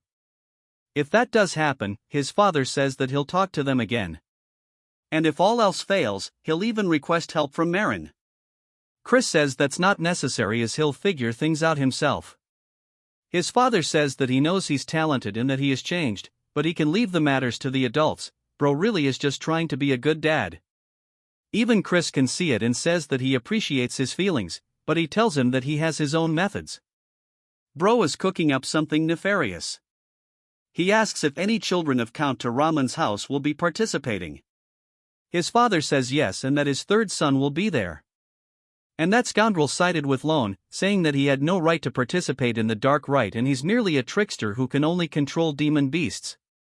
Chris says he's surprisingly a nice father and he tells him to calm down as he simply needs to prove himself to them and that the Traman should be hosting a black pill hunt soon and he'll participate as a herder. It then jumps to what I assume is the main estate of the house. We hear Marion saying that she has personally checked on Christian as per the clan head's orders. He asks how he was and she says that he was incomparable to the others. The elder says that he finds that hard to believe, and the child he remembers was a brat who thought himself to be a genius when he was nothing but a false prodigy. She says that he's clearly different from before, and the elder says in that case he asks if she believes that the child could fulfill his long-desired wish. She explains that this wish is why her father has lived on, even refusing death through heaven-defying magic. She tells him that she cannot say, but he might be the closest to what he desires. He laughs, saying that's pretty interesting and he shall keep his eyes on him, and his participation in the upcoming sacred dark rite is unlikely. Asking if that's correct, she says that's the common consensus within the clan. Asking if he will intervene, he says that he cannot step in over such a trivial matter. Asking how someone could call themselves a fierce beast without being able to overcome such a small trial, she says that he may be a fierce beast, but he's still just a child, and she believes he should be given an opportunity to receive darkness and awaken his potential. He calls out to her in a very stern voice while glaring at her, and she realizes that she's overstepping her boundaries. He says that he's always been such a man and he's harsh to those he holds expectations for. He says that since she's willing to go so far for him, she must have taken a liking to him. He then summons someone called Blood Drinker. As he appears in the room, this is the head butler of the dark magic clan named Simon. Asking if he has been called for, he says he already knows. Simon heard it all, and Simon says that he's dead. It just needs to observe the little bastard this time around. The elder says that's correct and that he wants to know everything he does leading up to the sacred dark ritual. Simon says that he understands, but he has one question, asking if he can pull a small prank during his monitoring. Marin looks surprised by this, and the elder glares at him, reminding him not to go overboard. Simon then begins laughing evilly and says that as he wishes while leaving. Marion says that she hopes that Chris makes it through safely. It then jumps to a carriage riding through a village, and Chris says he quickly managed to reach 2 stars thanks to his talent. But despite all the training, his stamina and dark energy reserves are nowhere near sufficient, and he can't become a 3-star as he is now. He needs a black pill to accumulate a lot of dark energy in a short period of time. For the Tans, the host of the Black Pill Hunt, to coincidentally start beef with him is a pretty good stroke of luck. The problem is that catching the demon beast off doesn't automatically guarantee a black pill. As the carriage comes to a stop, he explains that there is a special condition that needs to be fulfilled. We then see Lardos running up to the carriage, asking Chris what brings him here. Chris asks how he's been, saying surely he hasn't come empty-handed.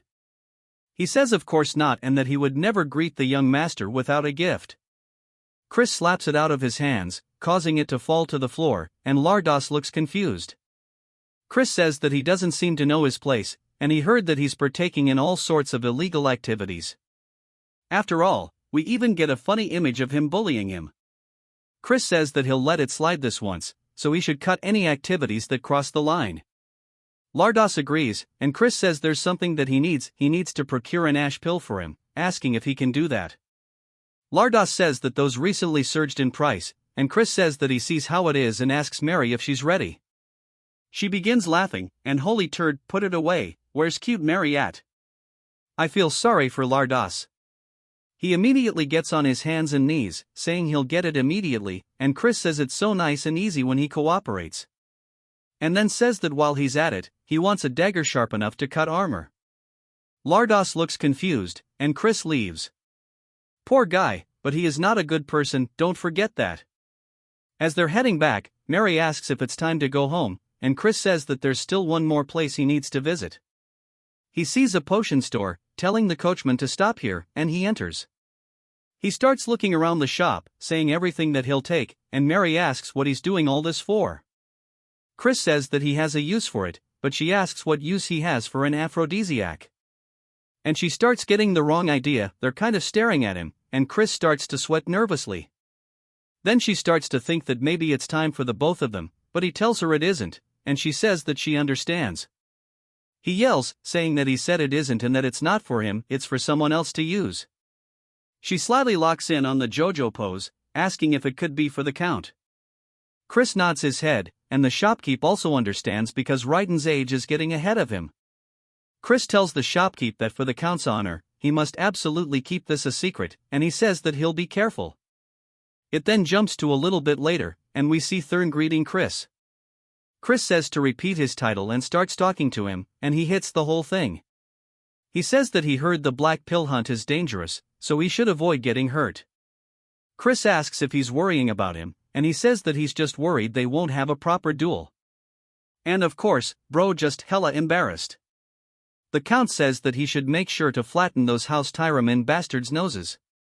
Chris says of course, and he shall bring back some refreshing news. Their father starts asking Thurn what the King Emperor thing from before meant, and Thurn gets way too embarrassed, saying that he doesn't need to know. It then jumps to the house of Count Tyramin, and we see a little goblin saying that he's only going to say this once more and that Chris is not allowed entrance into the Count's mansion. The boys start getting his back, saying that they can't believe he's acting this way, asking if he even knows who this person is. The goblin says that the young master also has orders and he has no favor to repay a good-for-nothing bastard. Chris asks if he's trying to tell him that he needs to find his own accommodations. The goblin says that is the case and says so nervously. One of the boys says he's immediately going to go cut that bastard's head off, but Chris gets him to stop, asking about the payment for the accommodations. Then the goblin gets scared, saying that he can bill it to Count Tyramin. Chris asks if that's really the case as we see a fancy-ass courtyard, a fancy-ass house. Bro actually gone out of his way to rent a mansion. The workers ask how much this cost, debating that it's probably at least 100,000 rupees. Chris says it's not often they can spend someone else's money as much as they want and that he'll give them 1 hour to organize their luggage and they can go out to drink after there's some movement in one of the luggage. Chris says that he just heard something, only for Mary to pop out saying that this mansion is just super and that it looks perfect to serve him. Chris asks why the hell she's here, and she says that she hid inside his luggage because she promised to be his maid forever. She says that seeing how shy he's acting is adorable and based off his expression, he surely missed her. Someone then yells, calling out to him asking what the hell is up with this bill. We are introduced to Yahello, the third son of Count Tyramin. Chris says that since the protagonist of the Black Pill Hunt told him to go find his own place to sleep, he did. Asking what's wrong, he says that since this honored one can't stay in a mere hotel, he just purchased a passable mansion. It can't be that he's squabbling like this because of mere money. Considering he's a pathetic person who doesn't know how to treat guests, he thought it was a pretty cheap price for teaching him manners. A lawyer starts to get pissed and squeezes the paper while releasing some kind of spell that summons a panther. He asks Chris if he wants to die. Chris says that this must be the Count's subjugation arts. Unlike the Alliance's taming subjugation arts, these are dark magic that binds and controls the demon beast through fear. There are formulas secretly mixed and that paralyze the demon beast's reasoning and cause delusions of fear and excitement. However, it's a bit more complex than he thought, so it'll be a stretch to learn it all in a short period of time. But for now, he wants to beat the living hell out of it. Chris then tells Mary that in order to eliminate that scary kitty, he definitely thinks he'll need a weapon. She laughs, opening up their little storage. He pulls it out, telling Alrose to go ahead and come at him. Alrose yells, saying that he doesn't want him to order around. As the beast starts running directly toward him, it opens its mouth. Leaping, Chris raises his stick, blocking the attack.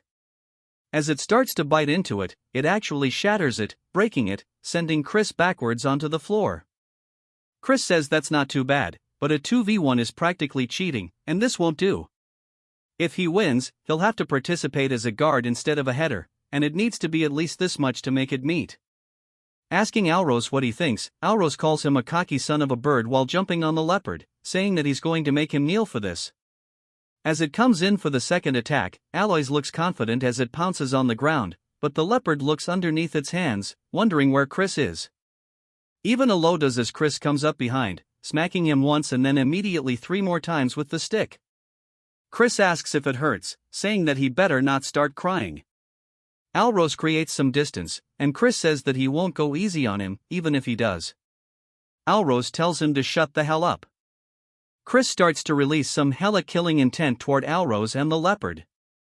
The leopard immediately feels an intense fear and starts to panic and hides and runs away, leaving Alrose standing there asking what the hell he did to his Choco. Chris says that he only used a mere 2-star illusion spell and it seems that it was too much for his subjugation arts to overcome. Alrose starts to prepare another spell, telling him to shut up once more as one mean asshole-looking horse starts to summon up from under the ground. Chris asks if he understands what kind of person he is. Alrose is confused and Chris eats his weapon forward hell fast, hitting Alrose straight in the forehead, knocking him to the floor as his eyes go white. Chris says that he doesn't bother waiting for transformations or casting and the poor horse is just stuck trying to get out of the ground. It then jumps to Chris, gambling as they're asking if he's certain he should be doing this. Chris says there's plenty of time left and he should rest when he can. They tell him he's not exactly resting right now though. Chris asks what's wrong with a good-for-nothing guy like himself doing what he should be doing. Asking Mary if she agrees, she says of course and just seems so happy and says that as long as he doesn't drink alcohol. Poor Chris wants actual alcohol, but she won't give him any. But it's not like he can say no. The goblin from earlier asks why Yahello wants them to keep an eye on such a bastard. Chris says they should come join him at the table. He's sure their master won't wake up until tomorrow since he beat him to a pulp and he'll keep it a secret. Asking what they think about it, they tell him to mind his own business and he tells them to have fun watching them as they continue going all the way until nightfall. We see the goblin and the hyena dude staring down at Chris, saying that he's sure he's a good-for-nothing and it's pointless to keep watching him for any longer. As they start to leave, he opens his eyes and notices they're gone. Now, then sits up. He then looks out the window and says it's late and he should get moving. He marries the goat. He tells her that he needs to go somewhere real quick, telling her not to follow.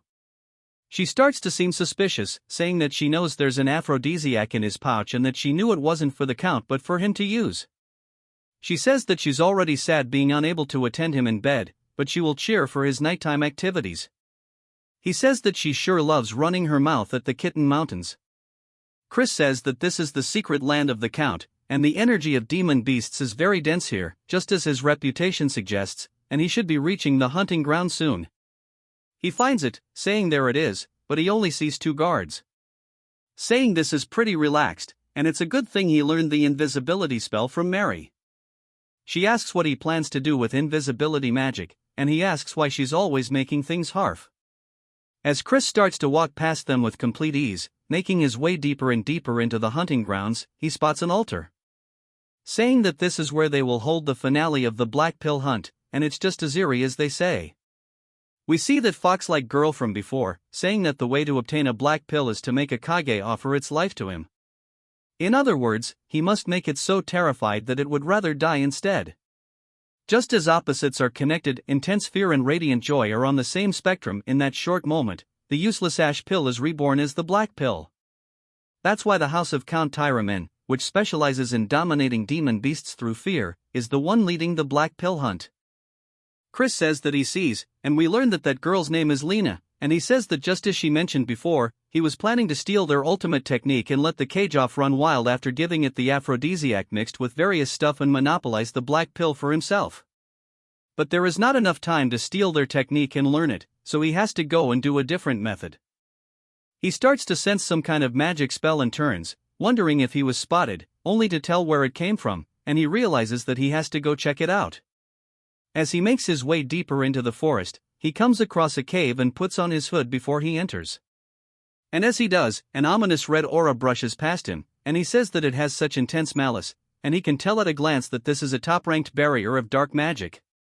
He wonders if this is what he thinks it is, and that it might be a crevice of Gehenna, the world of demons, and he can't believe there was such a crevice linking it with the human world right here. Then he wonders what would happen if he lured the cage off over here, and he even has something to do it with. And he smiles, saying that he will wait for the hunt. As we see a bat watching him from the ceiling, Chris takes leave. It spreads its wings and reveals itself to be Simon, who says that he didn't expect the little bastard to be so interesting. Not only did he pummel he even made his observers let their guard down by acting like a fool. He secretly entered a forbidden area, scheming something, and it makes him want to play an even more terrible prank on him. As he walks towards the gate to Gehenna, he puts his hand inside, causing his hand to bleed, pouring out onto the ground. Something then begins to absorb his blood, and it asks him for what he wishes. Simon is about to summon a demon. The next day, as it's now time for the hunt, somebody stabs a flag into the ground, and it's none other than Alrose and his group. Chris is there as well, saying surely he thinks he's acting too cool for someone that just got his ass whooped.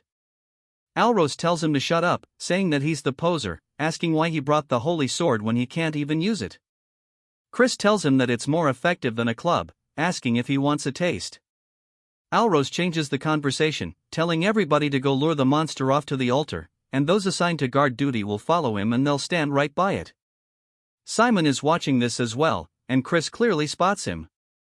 Alros tells Chris to go ahead and answer, and Chris says, as he wishes. Now we are at the altar. One of the other guards asks that Chris go hold up somewhere else, as he's only getting in the way of the hunt. Chris says that's fine with him if he gets to laze about, but not to come crying to him later for help with the cleanup when they inevitably die. The bit clearly pisses the dude off, but Alros tells him not to tire himself out before the hunt has even begun, and that the good-for-nothing can go guard the flag. Chris says this good-for-nothing will protect the flag to his utmost. Chris starts to sit down by a tree, saying that he wants to see them do their best, as they're just going to be playing straight into his trap. He made sure to pack the dagger and ash pill with him as well. While they start looking around for the sound, Chris can tell that it's coming, and we are finally introduced to the Cage-Off, which is a rank 4 magic demon beast. He wonders why the hell it looks so derpy, since it looks oddly cute. The rest ask Alros if he's ready, telling him it's time. His animal buddy also tells him to begin the subjugation art. Alros stretches out his hand, starting to cast it, as the Cage-Off continues hitting the ground with its beak. The others are casting some kind of slowing spell on it, as Alros slowly approaches it with the subjugation arts. Something inside of the Cage-Off's eyes changes, causing it to let out a screech. It turns its face towards Alros. He looks scared and raises his hand only to get the absolute piss smacked out of him, causing him to fall into the floor. Everybody else also can see the poison coming from its little feather tentacle things, and they start to do a defensive formation around Alloy. But Chris says that it will not work and it's out of control because of the aphrodisiac he gave it. Alros says that it's a good thing they consumed the antidote ahead of time, but it's still dangerous if this drags on and that everybody should do their best to stop it the best they can. They start sending themselves flying through the air, heading straight towards Alros once more. They all scream out for him. Alros, out of fear, looks up, closing his eyes only to be surprised by something. Chris is standing before him with the holy sword, blocking the attack, saying that his house sure is pathetic and he can't believe they're forcing the busy flagbearer to step in. He'll be nice and bail him out if he promises to call him Big Bro. Alros calls him a crazy ass, asking why he should. Chris asks if he really doesn't want to. It's not like he is all the time in the world. Everybody else begins coughing due to the poison, and Alros grits his teeth, realizing he's right and tells him to help, calling him a bastard. Chris says that he better keep his promise, and he smacks the side of the Kage off the head. He then begins to use his own version of the subjugation arts, stretching around the side of the Kage, off restraining it. Alros is surprised, asking how he's using this. Chris asks if he really thought his family were the only ones who could use it, as long as it's not a secret technique, something like the intermediate subjugation art. This is nothing, as he rotates his body, grabbing onto the chains that have been created from the art. He then starts to pull back on them, kind of like reins, and jumps on the back of the carriage. It starts screeching and running, and Alros yells, telling him to wait because over there is a crevice. As he tries, warning him, Chris smiles, as he already knew this from last 18 night, he heads straight towards it. The carriage-off starts going crazy, and he says this is surely the first time it's seen the malice of Gehenna and tells the carriage-off to be terrified as its eyes, which were a very bright red, shift to a very bright yellow color instead. Chris said, now, as he tightens the grip on his dagger, stabbing the carriage off, killing it on the spot. The rest run in, asking him if he's okay, warning him that this cave is extremely dangerous, so they need to hurry up and get out. Chris tells them not to be such wimps and asks them what they should do if it turned out to be an ash pill and not a black pill. Alros starts to feel frustrated, and his boy asks Chris what the hell he's going to do about this because if he didn't intervene, but Alros tells him that this is enough and to leave it. He then calls out to Chris, thanking him for rescuing his subordinates, and they got to finish without any major injuries thanks to him. Chris is surprised he admitted that to him and says that he actually feels a bit bad now, and it makes him feel even worse knowing he swapped out the black pill. Still, he must do what he must do, and he tells him to call him Big Bro since he promised after all. Chris asks if he's going to go back on his word, and Alros says he's never made such a promise. He's 2 years older than him. The entire cave begins to shake, and people start falling over due to the intense pressure.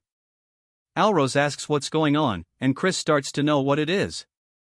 As we see 2 giant blue eyes appear in front of them, Chris starts to look a bit anxious. We hear a monster saying that it's the first time it's seen a plaything in a while. Chris says this is a demon of Gehenna. Allo, shaking with fear, tells Chris to run away since he's an outsider and that he should save himself. Chris spots Simon up on the ceiling and rotates his wrist, getting the dagger ready, yetting it straight towards him. It goes straight through Simon, or at least it turns out that's his familiar that he was using to keep watch over things. As it starts to lose connection, Simon is surprised, asking when he noticed. He was planning on stopping the demon after observing for a bit. Now that the bat clone he planned to use to teleport there is gone, it'll take him at least 5 minutes to get there, even if he uses blood magic to its limits. And if he gets there too late, everybody will die. He immediately starts leaving.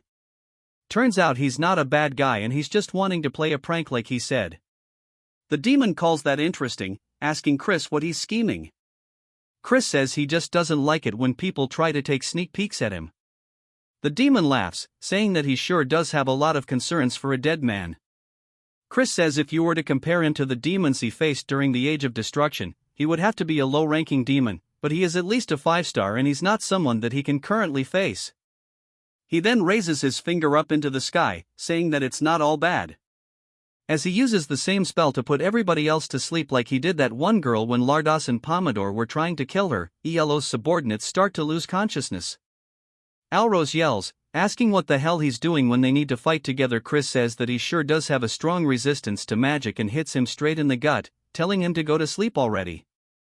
I think he just killed him. Rip the demon asks if he's going to offer them to him and that he shall spare his life and even personally bless him in exchange for the sacrifices. Chris tells him to stop yapping and it's his principle not to associate with demons. As he starts to unshed the holy sword, the demon recognizes it, saying that the idea is commendable but a holy sword that he cannot use is merely a piece of junk.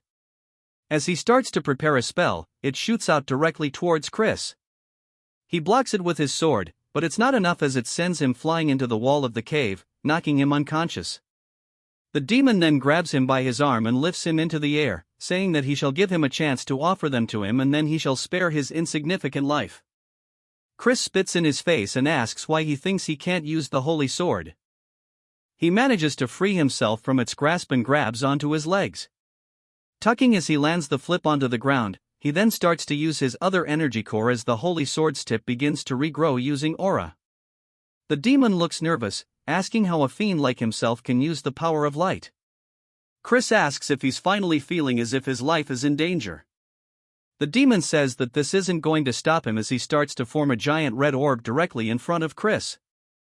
Chris readies himself, taking a slightly wider stance and yells, using the Dead Sea cleaving light as he swings his sword down, sending out a giant yellow wave directly towards the demon. The demon says this can't be as it takes the attack. It lets out a scream, and I'm assuming that he kills it because it drops to the floor. Chris's eyes look extremely tired, and he says that he pushed his body too hard. As his vision grows more narrow with every passing second, he starts to fall over onto the ground, and they begin to lose focus. We then see his past life, and Evan is asking him if he really replicated his ability. Chris says that it was sort of like this, and Evan says that he sure is something and that the Dead Sea cleaving light literally signifies the single flash of light that divides the Dead Sea. But it's ironic. Despite using the sword technique, he failed to become the light of the Mir clan, but Chris surely will become the light who will save the world. As we see a blue finger touch a puddle, we see Chris still on the verge of death, and the woman says that this is interesting. She says that her name is Mefina, the first seat of Gehenna, 7th realm. Chris closes his eyes as Meph says that she looks forward to his actions in the future. It then jumps to the manor of Count Timon. Chris says that his head hurts and he can't believe that he's been lying here for 2 whole days. It's been a complete waste of time, but his body still seems fine. He starts looking around for the black puddle, spotting it beside him saying this is great. He mentions the Mefina thing, saying that it was unwanted attention. Occasionally, fiends who stand out early on receive a demon's blessing and can be nurtured quickly, but he doesn't care since it's something bad guys receive. But a 7th world demon wouldn't even be that high level to begin with. Some giant lion-like dude enters the room asking Chris how his body is, and we are introduced to the patriarch of House Tyramin. The Count Chris greets him and goes to get up to bow, but the Count tells him that he should just rest. Chris wonders what's going on, and he says yesterday they organized an investigation squad and checked the cave. It seems that someone had tampered with the magic circle that seals the entrance to Gehenna. Fortunately, it seems the demon kin was reverse summoned in the meantime, but no matter how much of a fleeting moment it was more than enough time for everyone to lose their lives. Chris wonders if they really believe it was a reverse summon, but it doesn't make sense since it would be difficult for them to even consider that he killed it since he doesn't need to think of an excuse. That's a plus. The Count says that he would like to start with an apology. He's sorry for treating him so poorly using only the rumors of him being a good-for-nothing. He then bows, thanking him, saying that he is a benefactor of House Tyramin and he is grateful for him. Chris tells him not at all, and as a member of the Dark Magic clan, he just did what he needed to do as they are family after all. While it does hurt his conscience, he decides to muddy the water a little bit, but it seems like that resonates with the Count. He says that's right, and if there is something he can help with, then he should let him know as long as it isn't something impossible. He will make sure it will happen. Chris thinks about it, saying in that case, he hopes that House Tyramin will shake off the old grudge against House Khazar instead of the enemy-like relationship they have now where they keep bearing their fan.as they each other. He wishes that they would have a friendly but competitive relationship where they can plan for proper advancements together, something that matches the fact that they are bloodline. Ken then goes to say something, but Chris says that he's sure he also knows the reason why their two houses are feuding is because of the behind-the-scenes work of the main clan. Since if the branch families work together from the main clan's perspective, they may feel threatened, it's a scheme to keep them as mere dogs who guard the house. The Count asks if he's planning a revolt against the main clan, and Chris says that he has no such thoughts. The Count can't believe that he would think so far ahead, and Chris thanks him for the praise, asking if he'll accept his request. The Count sighs, saying that for the first time in a while he should contact Count Khazar, but before he finishes his sentence, he calls him by his name instead. Chris smiles, saying that's right, and if he just unites their forces like this one at a time, they can establish a much firmer front during the Age of Destruction. The Count then gets back to asking him what he's waiting for, saying that his son had something he wanted to say. Alros tells him to take this, and we see him embarrassed as he holds out the ash pill. He says when he came inside the cave, it was on the floor, and since he showed no signs of waking up, he made sure to take care of it. Chris says if it happens to be that he is so grateful that he wants to give him more things, he can do that too. Alros starts barking at him, and the Count laughs, saying that he shall give him a gift instead. It's a summoning stone that can store up to a rank 4 demon beast.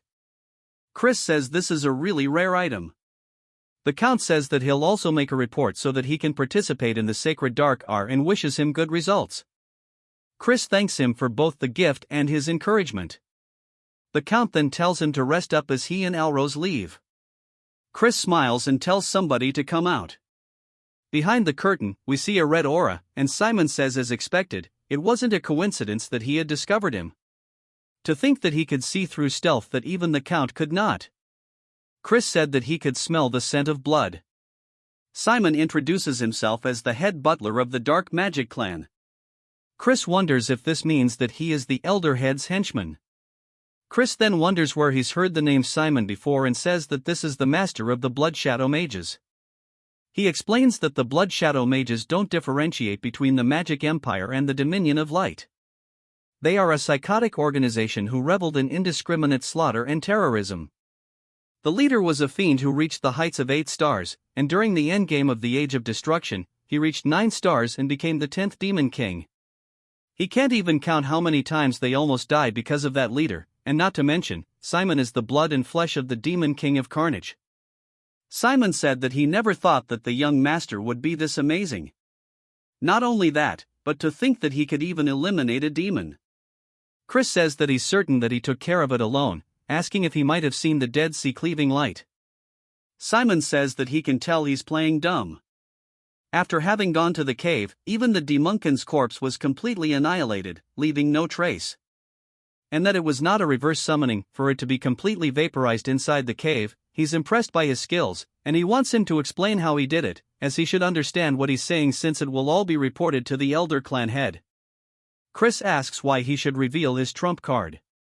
Simon reminds him that this will be reported to the Elder, and Chris says that if he were the Elder Clan head instead of a little nerd who answers every question, he would be like a predator who keeps their claws hidden to the very end. Simon looks surprised, saying that he surely is an interesting person. And Chris asks if he's not going to apologize. Simon asks what for, and Chris says it's normally difficult to differentiate between a reverse summoning and annihilation just using traces. That's why the Count misunderstood it to be reverse summoning. However, there must be a reason he believes it to be the opposite, and it's simple once he thinks about it, and that is because he was the summoner himself.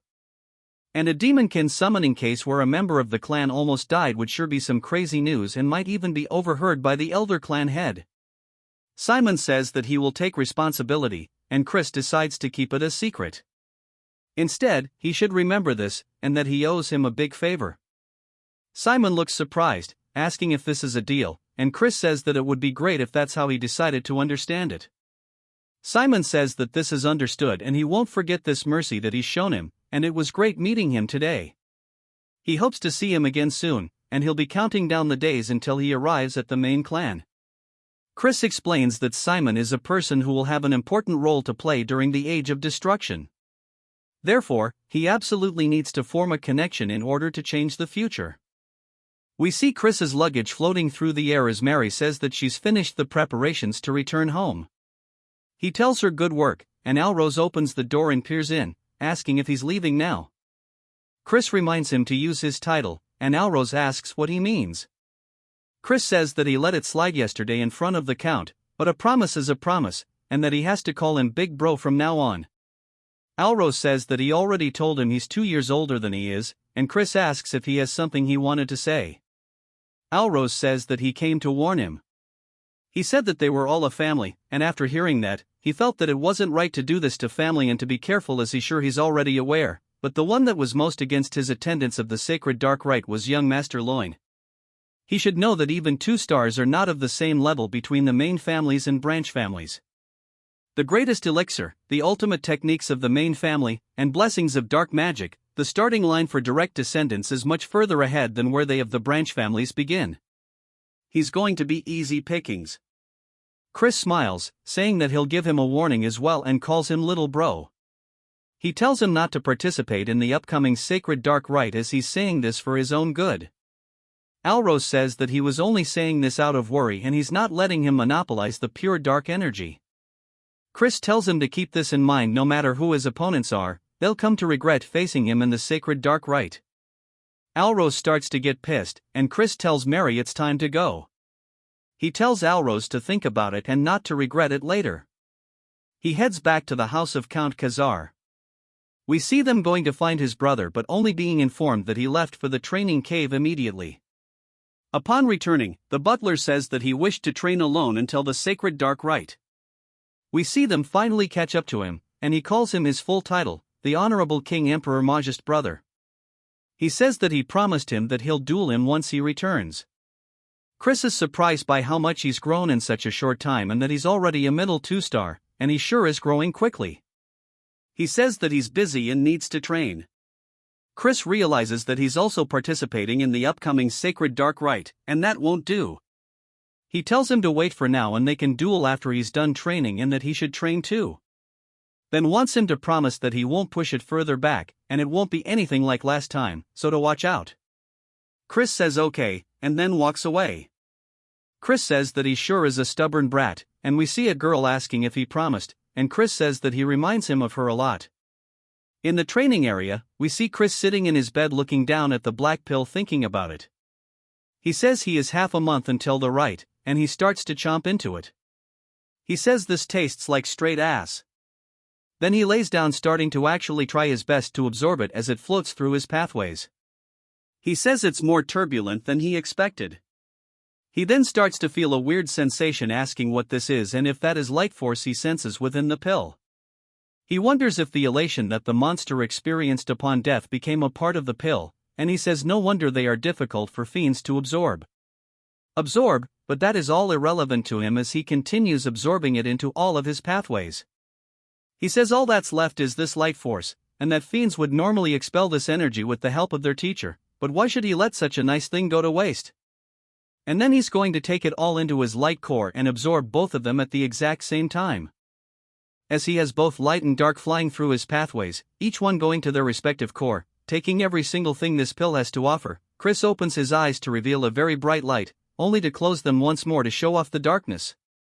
This time, and then a little later, we see a woman telling someone to enter. He says that he has a report on the investigation she requested. He says that during the black pill hunt, there was an incident where a demon kin was summoned, but he survived it. He's sorry that the investigation took longer because he had to look into the incident as well. She tells him good work, and he says that unless she has any more questions, he shall take his leave. As she's looking at a photo of Chris, we learn that her name is Eidline. We then get another time skip of half a month, and there is knocking on the door saying that today is the promised day. Chris tells him to enter, and then does so. He's surprised. Chris says that since he's coming first thing in the morning, he must be really looking forward to getting plummeted. Then, he's just wondering what's going on since his presence leaks beyond what it was half a month ago and tells him not to make him laugh.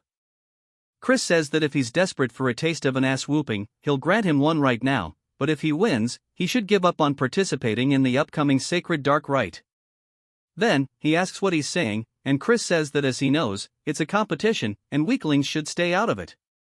Then, he tells him to shut up and raise his sword. Chris says that he's so blind to him showing brotherly concern, and he guesses that he needs to knock it into his skull for him to get it. Then, he dashes off the ground screaming it. Then, he jumps to Bro, being in the infirmary. He got off screen.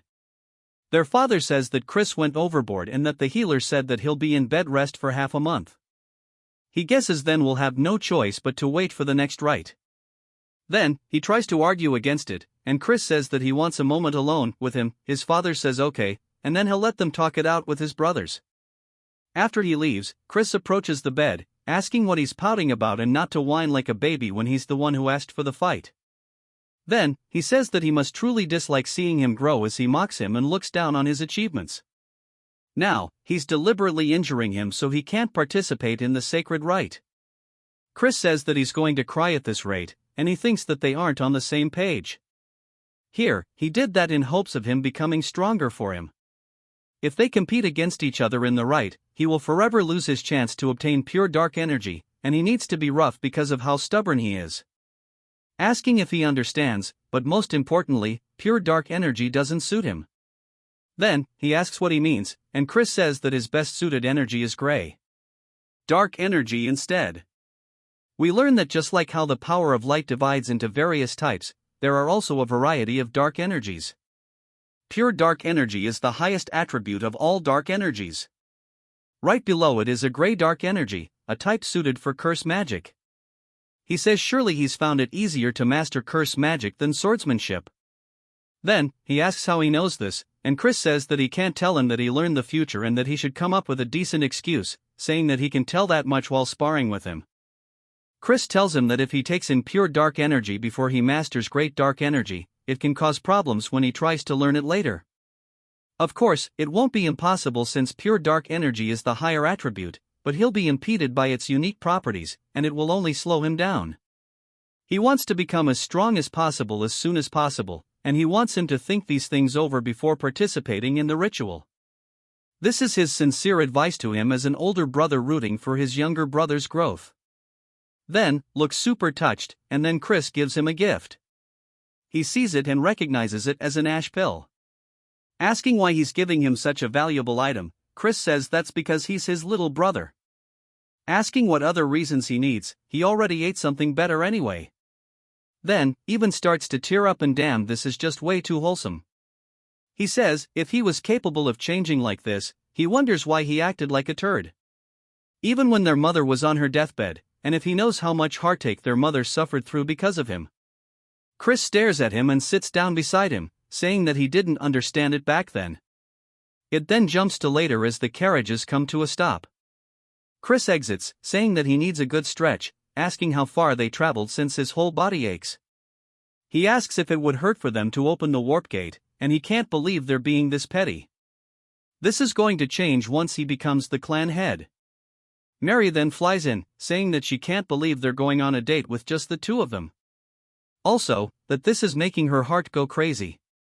He says that she doesn't even have a heart, and he explains that because the main family limited him to bring in one companion, he can only come with Mary since she's attached to him due to their pact.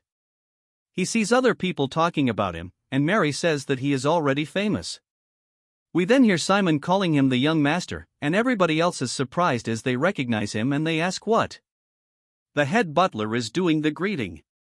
The good-for-nothing Simon says that it's only been half a month, but he's managed to grow so much more. Chris asks if the elder clan head, Aid, has nothing better to do with his time. Simon says nonsense as he is here on his orders specifically, and that the elder clan head would like to meet him personally.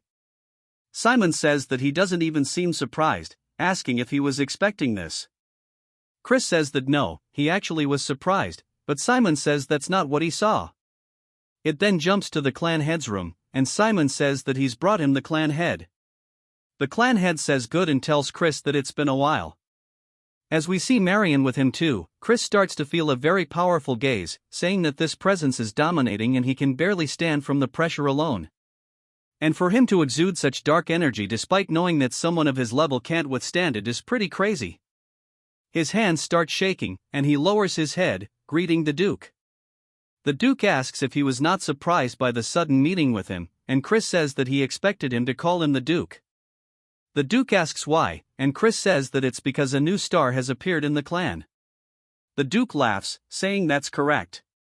Neither Marion nor Simon could hold back their compliments, and yet he can't quite tell if he should have any expectations.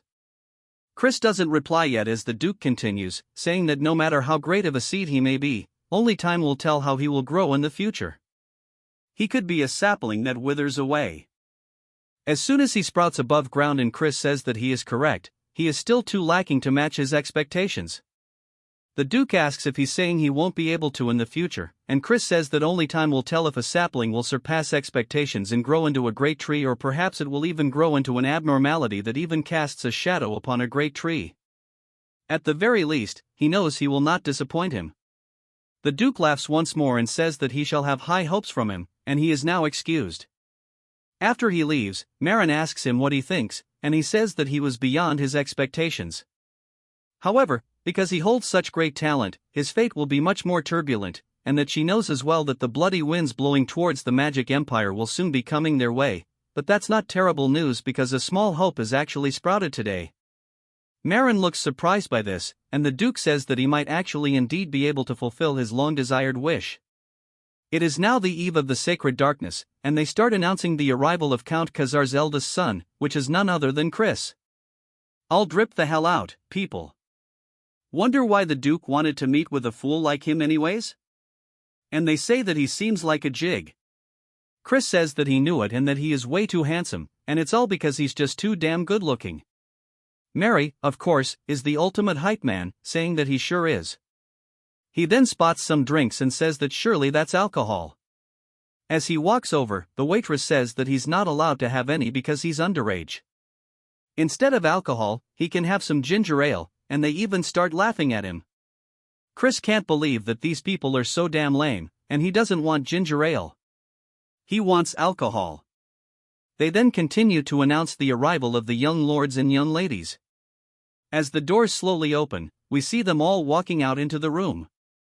We are formally introduced to Eskid, who was the second young lord, which we know of, Julienne, who was the first young lady who has also been mentioned, and now the ones who haven't, such as Jian, the second young lady, and Miss Ak, the third young lord. As they all start to walk forward, we see there are only 4 of them rather than all 5. Chris says that the first young lord seems to not be in attendance, and he wonders what Eskid will say to him since he's the victim of his little game. The one that solidified his reputation, Eskid, completely walks by not saying a single word, much to his surprise. Chris is just annoyed that he won't look him in the eyes after everything he's done. He guesses that he is no better than him. Julienne, though, raises her skirt, giving him a slight greeting, which also catches him off guard. But he recognizes her as Julianne and how his aunt told him to be careful of her. But he didn't sense anything in particular out of order. Chris says that he'll figure it out later. This is enough recon for today, and it's time for him to get back and prepare for the right butler. Then, a butler then appears behind him, clearing his throat, saying that his name is Flower and he is a summoner working for a young masterloin. Chris asks why that matters, and he says that he heard that someone who was unworthy will be participating in tomorrow's sacred dark rite, and he is worried that an underqualified participant might cause an accident, sullying the name of the Great Dark Clan. Chris asks if he is seriously trying to say that he's talking about him, and Flower says that he just simply has to prove that he is not. Chris then looks up towards the upper floors, and he sees Loin glaring down at him. Chris says that if he doesn't like him, he should step up himself and that they can have their little heart-to-heart during the rite. He says that he'll do it since it doesn't even sound like an inconvenience, and now he wants to see the party tricks. He says not here since he's unarmed, and Chris asks if he really expects him to use a weapon to face some rat like himself. Flower says that he will regret this, and Chris asks if he's sure since he thinks he's going to be the one to regret this. We see both Chan and Julianne staring at Chris, particularly Julianne. All of the guests start to look surprised by something, and we see what it is now. As it is, Flower is getting himself rocked by a bunch of spirits while they even start feeding Chris grapes and treating him like royalty. The guests wonder what the hell that is they are witnessing because Flower started by summoning evil spirits, but they instantly turned against their summoner with just a single gesture, and they wonder how he gained control so quickly. Chris asks if that was young Master Lo's wishes just now, and that's pretty unbecoming of a direct heir of the Dark Magic clan, and he should have just challenged him to a duel if he had any grievance. Lo says the incident has nothing to do with him. Chris says not even a fool would fall for that lie, but he'll just believe him this once. Now they can meet again during the sacred dark rite, and that he sure does find him cowardly, but he'll make sure to teach him some manners next time. It's now the day of the dark rite, as we see Chris entering straight, yawning, and looking ugly. Mode Alrose asks if he's not even the slightest bit nervous since he caused a ruckus yesterday. Chris asks why he came here, even though he warned him not to. Calling him little bro, Alrose asks how he could push back the sacred dark rite, calling him crazy. Loin then makes his way down the stairs, glaring at the rest like he's so much better than them. Chris tells him just to wait. We then hear an older person's voice as they ask if everybody's assembled. They introduce themselves as Sebastian, the vice butler in charge of the main house. He says that he shall now take them to the sacred ground where the dark rite will take place. He taps the floor with his staff, sending out some weird colors. It looks like a bad acid trip. Everybody else sees some stairs forming up underneath them and they're surprised by this. Chris says that's not exactly what it is and it might be an illusionary art that materializes an imaginary space. Sebastian starts walking down them, but he's going extremely fast and the rest start panicking, saying that he's leaving them since they're being left behind. They need to hurry as they start sticking close to him, following each and every turn. Some of the participants say this is weird and they thought they went underground, so why is there such a steep slope? Even Loin and Alrose look like they're struggling. Sebastian tells everybody to please hurry up as the ground will not support them forever and they even start falling off into the void. The other participants look nervous and Sebastian says that since they're late, he's going to be speeding up now and he starts to move even faster than he did before. A little later, even more people have fallen off and Loin says that losers should know their place and they don't deserve to be up here. We see him sweating, but then he spots Chris effortlessly glide past him and he wonders how since he's not even sweating. Chris asks him if he's really out of breath and he guesses he's all bark and no bite, saying as a direct heir he should be better than this. They fed him a bunch of good potions. Chris says that their stupidity only made their bodies suffer, and it's a waste to run earnestly in an illusion in an illusionary space. No matter how hard he pushes himself, his stamina doesn't get drained at all. And just by twisting one spell, he can become invincible within this realm.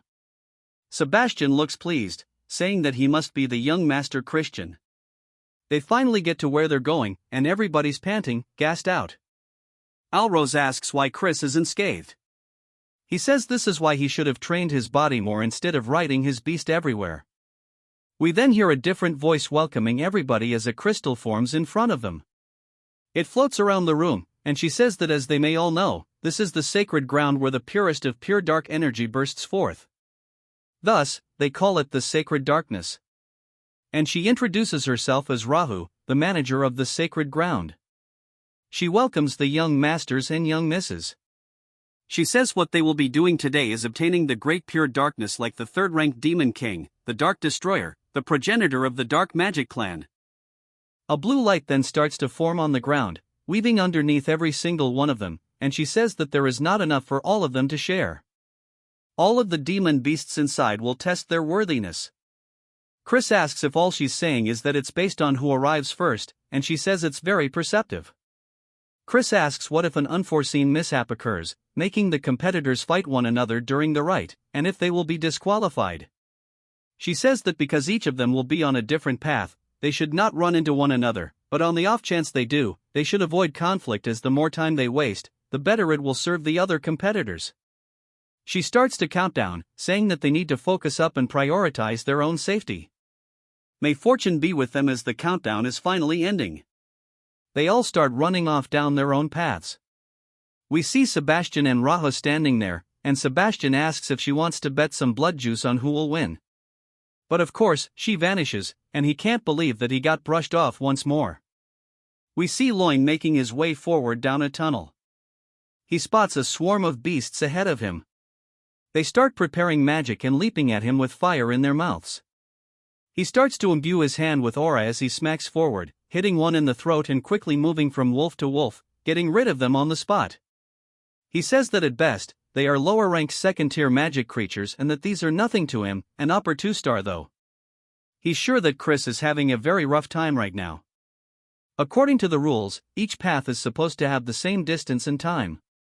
However, he bribed a mage so that only Chris's path will have stronger demon beasts, and that he's going to come across some stronger demon beasts by pure coincidence. We need a tragic fate since any death that occurs during this is overlooked. It's going to be his grave. After a while, he finally comes across a door, and Lo says that this must be it to the sacred ground, and Chris knew he'd be the first one here. Chris asks what took him so long, as he thought he was going to die of boredom from all the waiting. Lo asks how he got here so fast, and Chris says there wasn't much to it. Loy says that's not possible, as his path should have had much stronger monsters. Then he closes his mouth, realizing what he was saying. Chris smiles, saying no wonder he thought they were at a higher level than they should be, so it was all his doing. Lo asks who he is to throw allegations like this. Chris says that it's only going to be the two of them for a bit, asking if there's any need for formalities. Lo calls him an arrogant turd, saying it's taboo for competitors to clash during the right time, but he's going to crush him here and now. As he swings forward, Chris easily dodges the attack and says that he's using magic combat arts. It's a combat technique that explodes magic power at close range or disables his opponents by snapping their joints. Chris continuously avoids each and every one of the attacks to the point that he's getting annoyed, and Lo even calls him a slippery rat. Lo then spots Chris's hand, thinking that it's an opening, and charges forward, saying that he's going to break him. Chris calls him a dumbass and he grabs his wrist instead, putting him into an armor. He tells him not to cry even if it hurts, and then all we hear is the sound of it snapping, and he lets out a very loud scream. We then see Alrose running down the hallway, asking if he's too late, only to see Lo and another competitor both lying on the floor. Alrose asks Chris if he did this, and Chris calls him slow as hell, asking if he's going to faint on his own now or if he needs to beat him until he does. Alrose says that he hasn't been sitting around doing nothing and to come at him. Of course, he got folded like an omelet, and Chris says that was some real deja vu. He's sure they'll find them if he just leaves them here. He explains that 5 years from now, the first great war against the Alliance will break out, and he needs to have the Dark Magic Clan within die in his grasp before then, which is why he can't share even an ounce of the darkness with them, and since he's done cleaning up, it's time for him to take possession of the sacred darkness once and for all. The sacred darkness is the power that grants a fiend the possibility of becoming a true transcendent. The Duke, who is known to have absorbed 80% of it, is one of the strongest alive, even amongst the demon monarchs. The Dark Destroyer also absorbed more than 90% of the pure dark energy to become a demon king, meaning if he can make 100% of the dark energy, he can exceed even the demon emperor himself.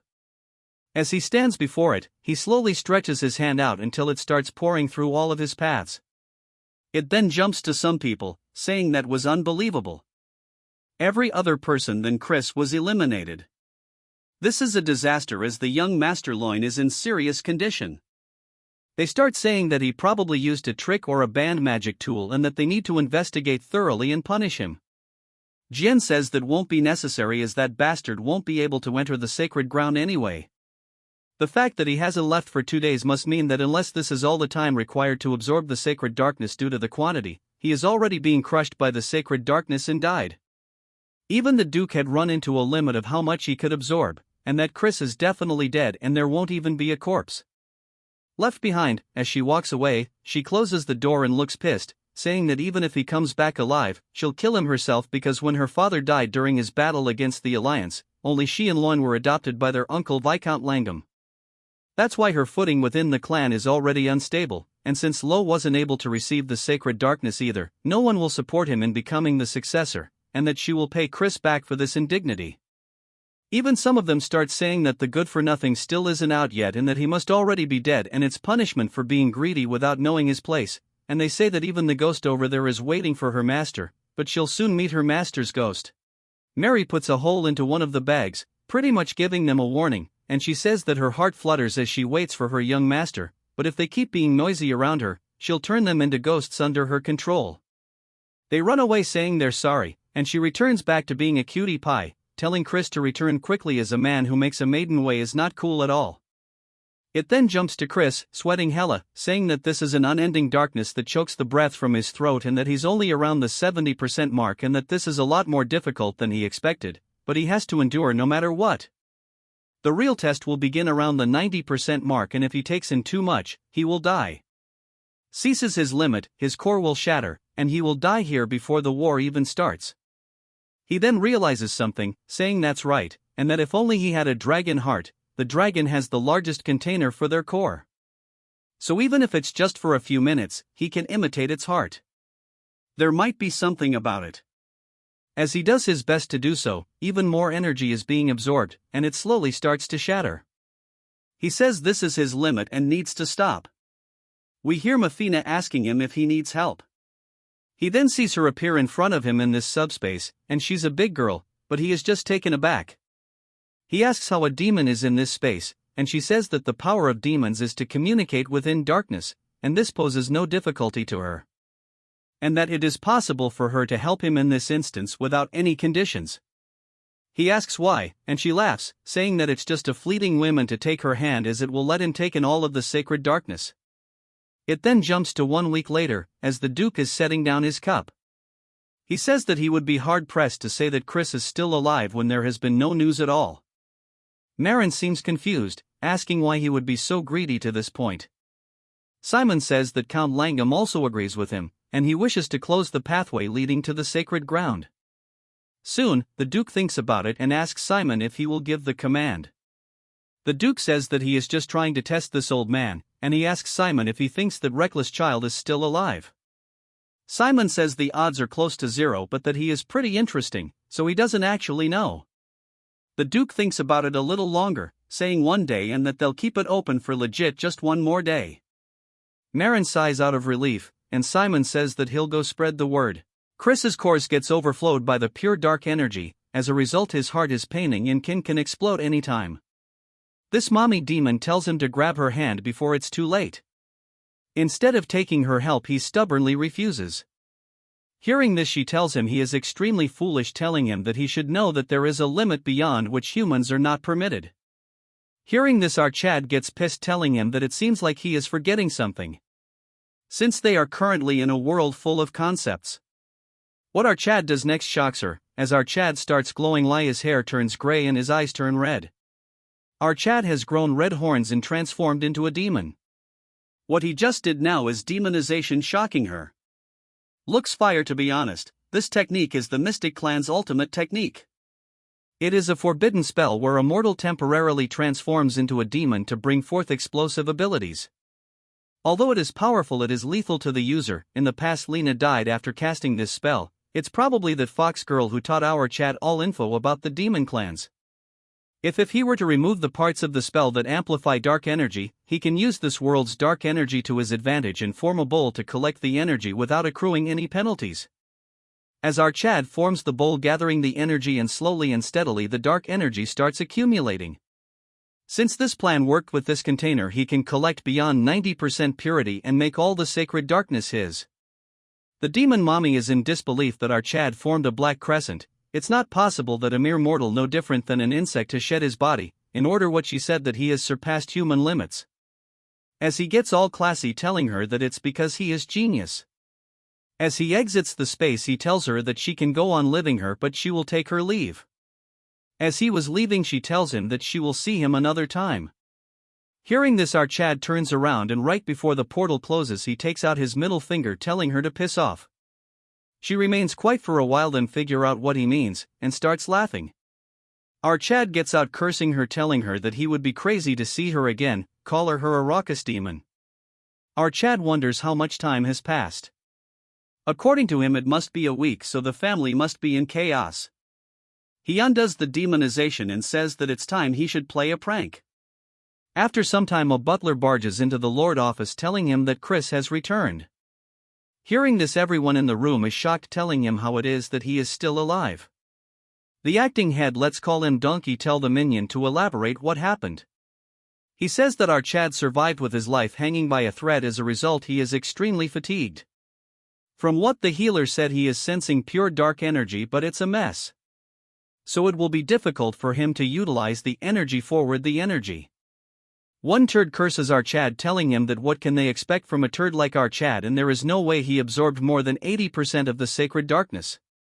The energy was wasted because of this and one fatso tells the Lord that our Chad must take responsibility of this. With a cold face he tells them that he will keep note of this and tells them to leave since the meeting is done for. After they are gone he asks someone if the report is true. He says that he observed our Chad next to a healer and it is clear that a problem had occurred with his core. Hearing this he continues to tap on the table and the old man nervously sees him being quiet. As he gets colder he tells this guy that Loin needed to become the young lord, a sacrificial lamb and the key to their plans with the poison magic clan. This crazy donkey says that their plan of eradication all with something called Jupian has been postponed. As for Chris it's unsettling that his father is paying attention to our Chad and because of him the flow of the river is disrupting.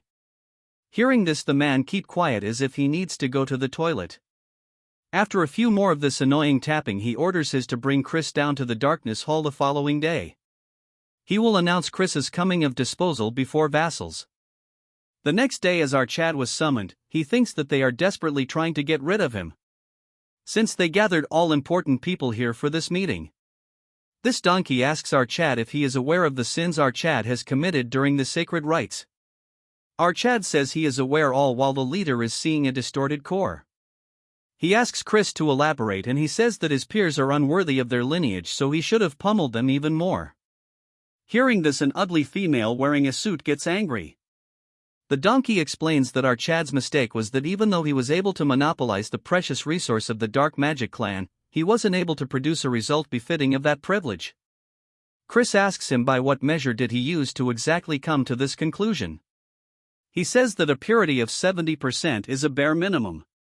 Our Chad asks him what sort of punishment he would befallen him if it's below 70%.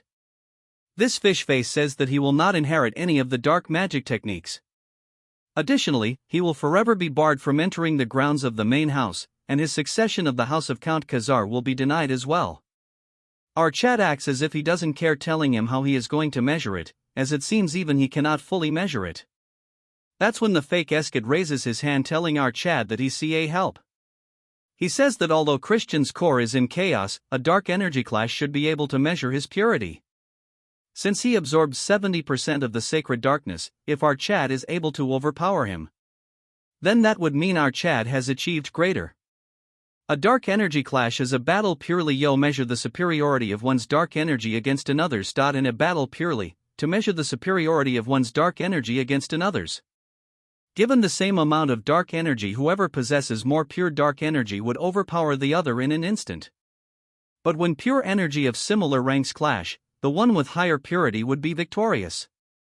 According to our Chad, it's the perfect way to destroy his core. He thinks to himself that this guy is more sinister than he had expected. Before they began, our Chad has a condition: if he were to achieve a great enough result, they must support our Chad and allow him to attempt the test of the young lord. Hearing this, a few get shocked, but his third brother agrees, telling them it doesn't matter if one is of direct bloodline or a branch family when aiming for the seat of the young lord. As the other remains quiet, he says that it's the way the magic empire for the strong to lord over the weak. As he gets onto the stage, he tells Chris that during the dark energy clash, if one doesn't have sufficient control over it, it could hurt your core. So to match his rank, he will only use dark energy of only a beginner 2-star level. As they reels their energy, our Chad tells him that he doesn't need to do that and should worry about his precious core. As he releases his energy, the turd says that hearing him speak such word makes him look forward. As they collide, our Chad instantly overpowers his 2-star dark energy.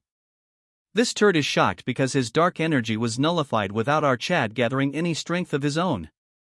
He uses the dark energy of an expert 2-star, but the results are the same. Our Chad, seeing this display, says that it's an utter disappointment. He angers him more, telling him that he was acting so high in might yet he is this weak. Because of this taunt, he releases aura. Seeing the reels, the others says that it's a 4-star dark energy. If it hits, it will shatter our Chad's core. A dragon-like energy forms around him. But another dark energy forms from the other side. A huge claw large enough to squash it forms. It's so enormous that in front of it the dragon looks like an ant. As our Chad tells this turd that during an energy clash, if one doesn't have enough control, one could hurt his core, so he should be careful, as the energy damages his core, making him scoff blood. Our Chad takes the energy back, thinking it was not enough and he should have broken his core.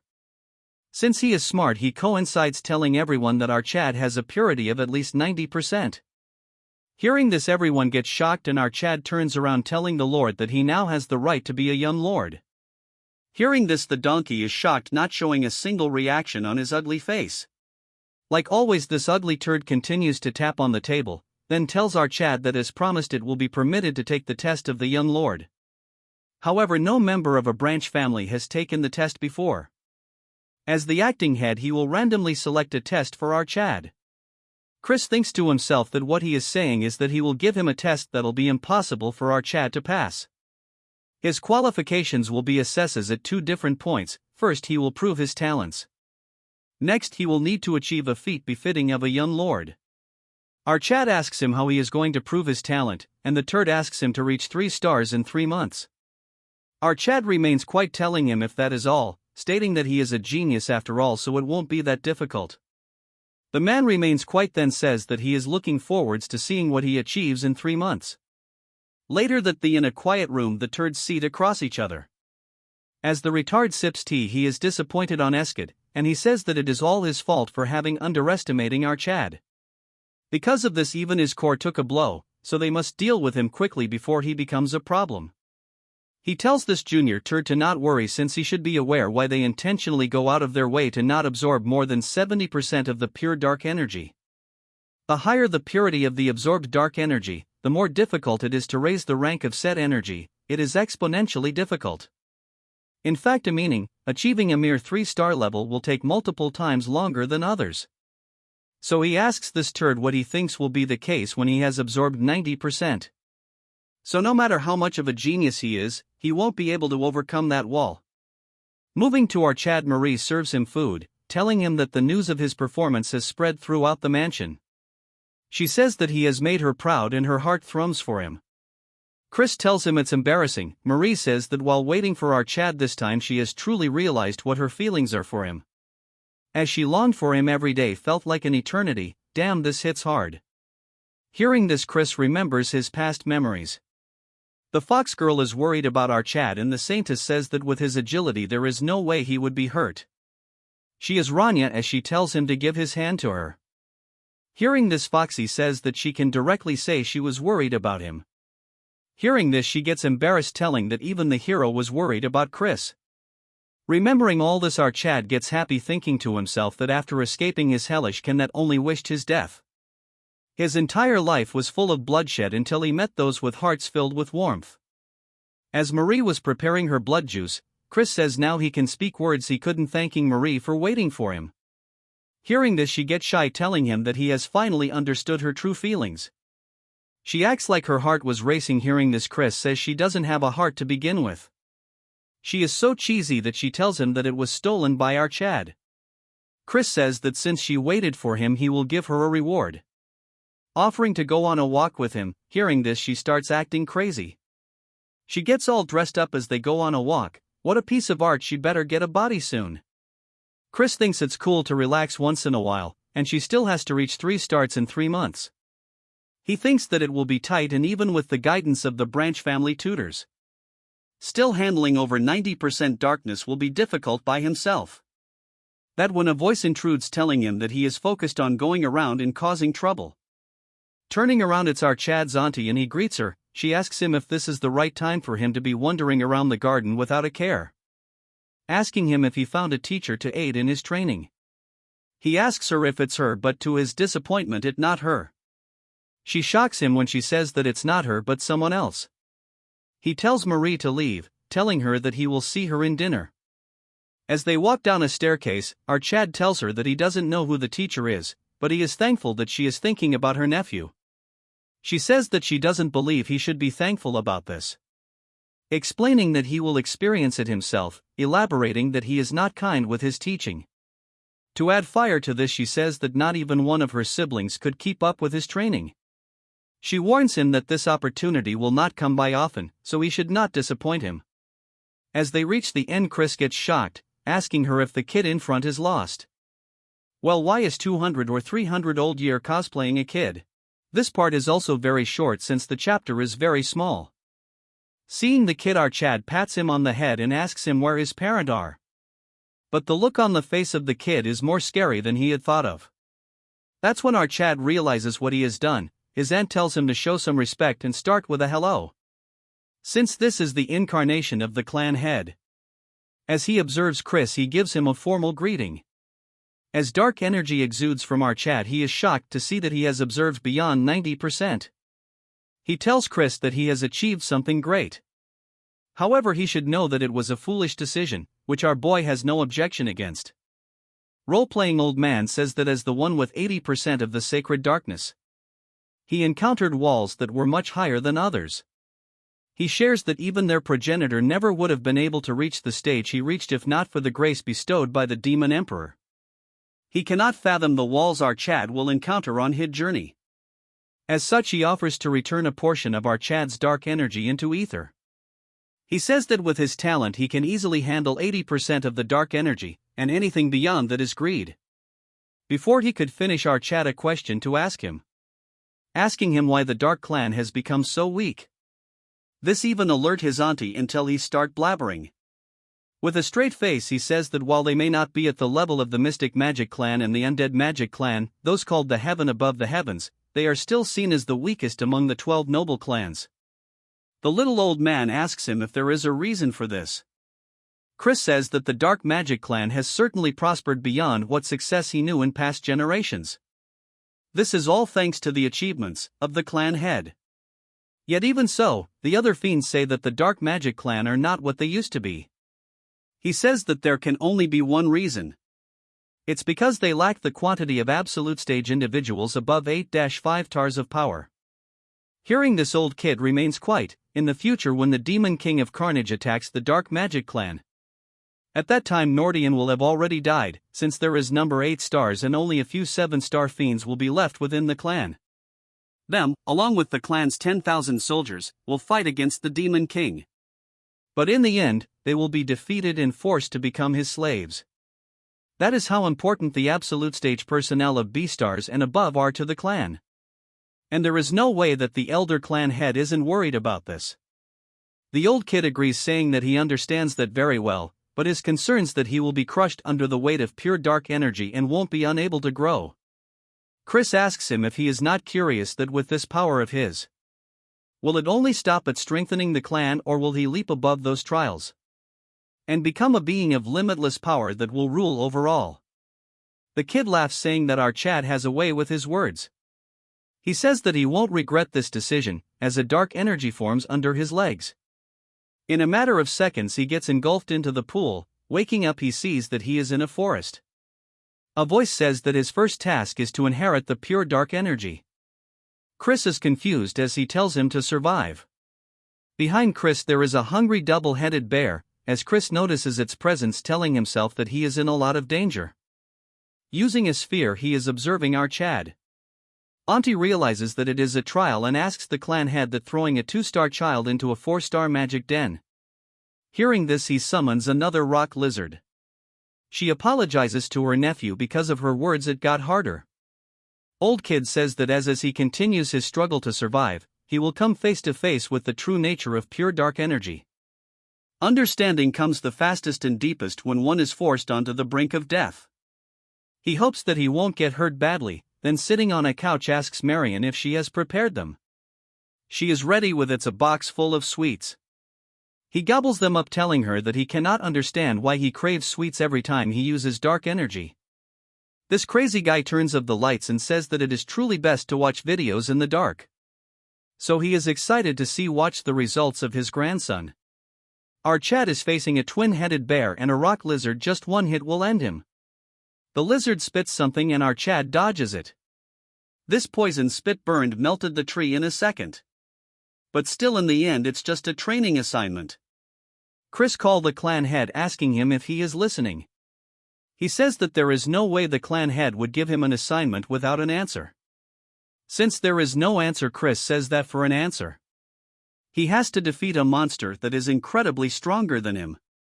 His auntie thinks to herself that he just wants to see him get pummeled and thrown about. Chris confidently says that it will be a piece of cake, as he gets ready to one-shot them. Welcome back, guys. This short part starts with the bear attacking our Chad. As the strike was about to land, Chris thinks that the speed and power of the attack is too strong. As he dodges the attack, he thinks to himself that there must be a pay to defeat them. From the orb they are observing our Chad, cosplaying Old Man says that he surely has talent, as he elaborates that Chris's movement is different from the others. But Marion says that no matter what, he is still a child. But they observe that our Chad has already finished the bear, which shocks them completely. Moving to our Chad, he contacts him, asking Chris how he managed to slay it so easily. He explains that this guy has high physical strength and defense, but agility and magic resistance are reduced. Thanks to this, he exploited this gap, and at the right moment he injected dark energy right into its heart. Marion is shocked because the technique he used, but before she could finish, the redhead summons himself and says that he used dark death. Then he tells the kid that it's one of the technique he liked the most. Moving to Chris after he is done with the bear, that when our Chad realizes that he didn't deal with the lizard. But it doesn't give him any time to rest and attacks Chris, but he easily dodges the attack. But since it has 2 heads, the other one spits poison which he barely dodges.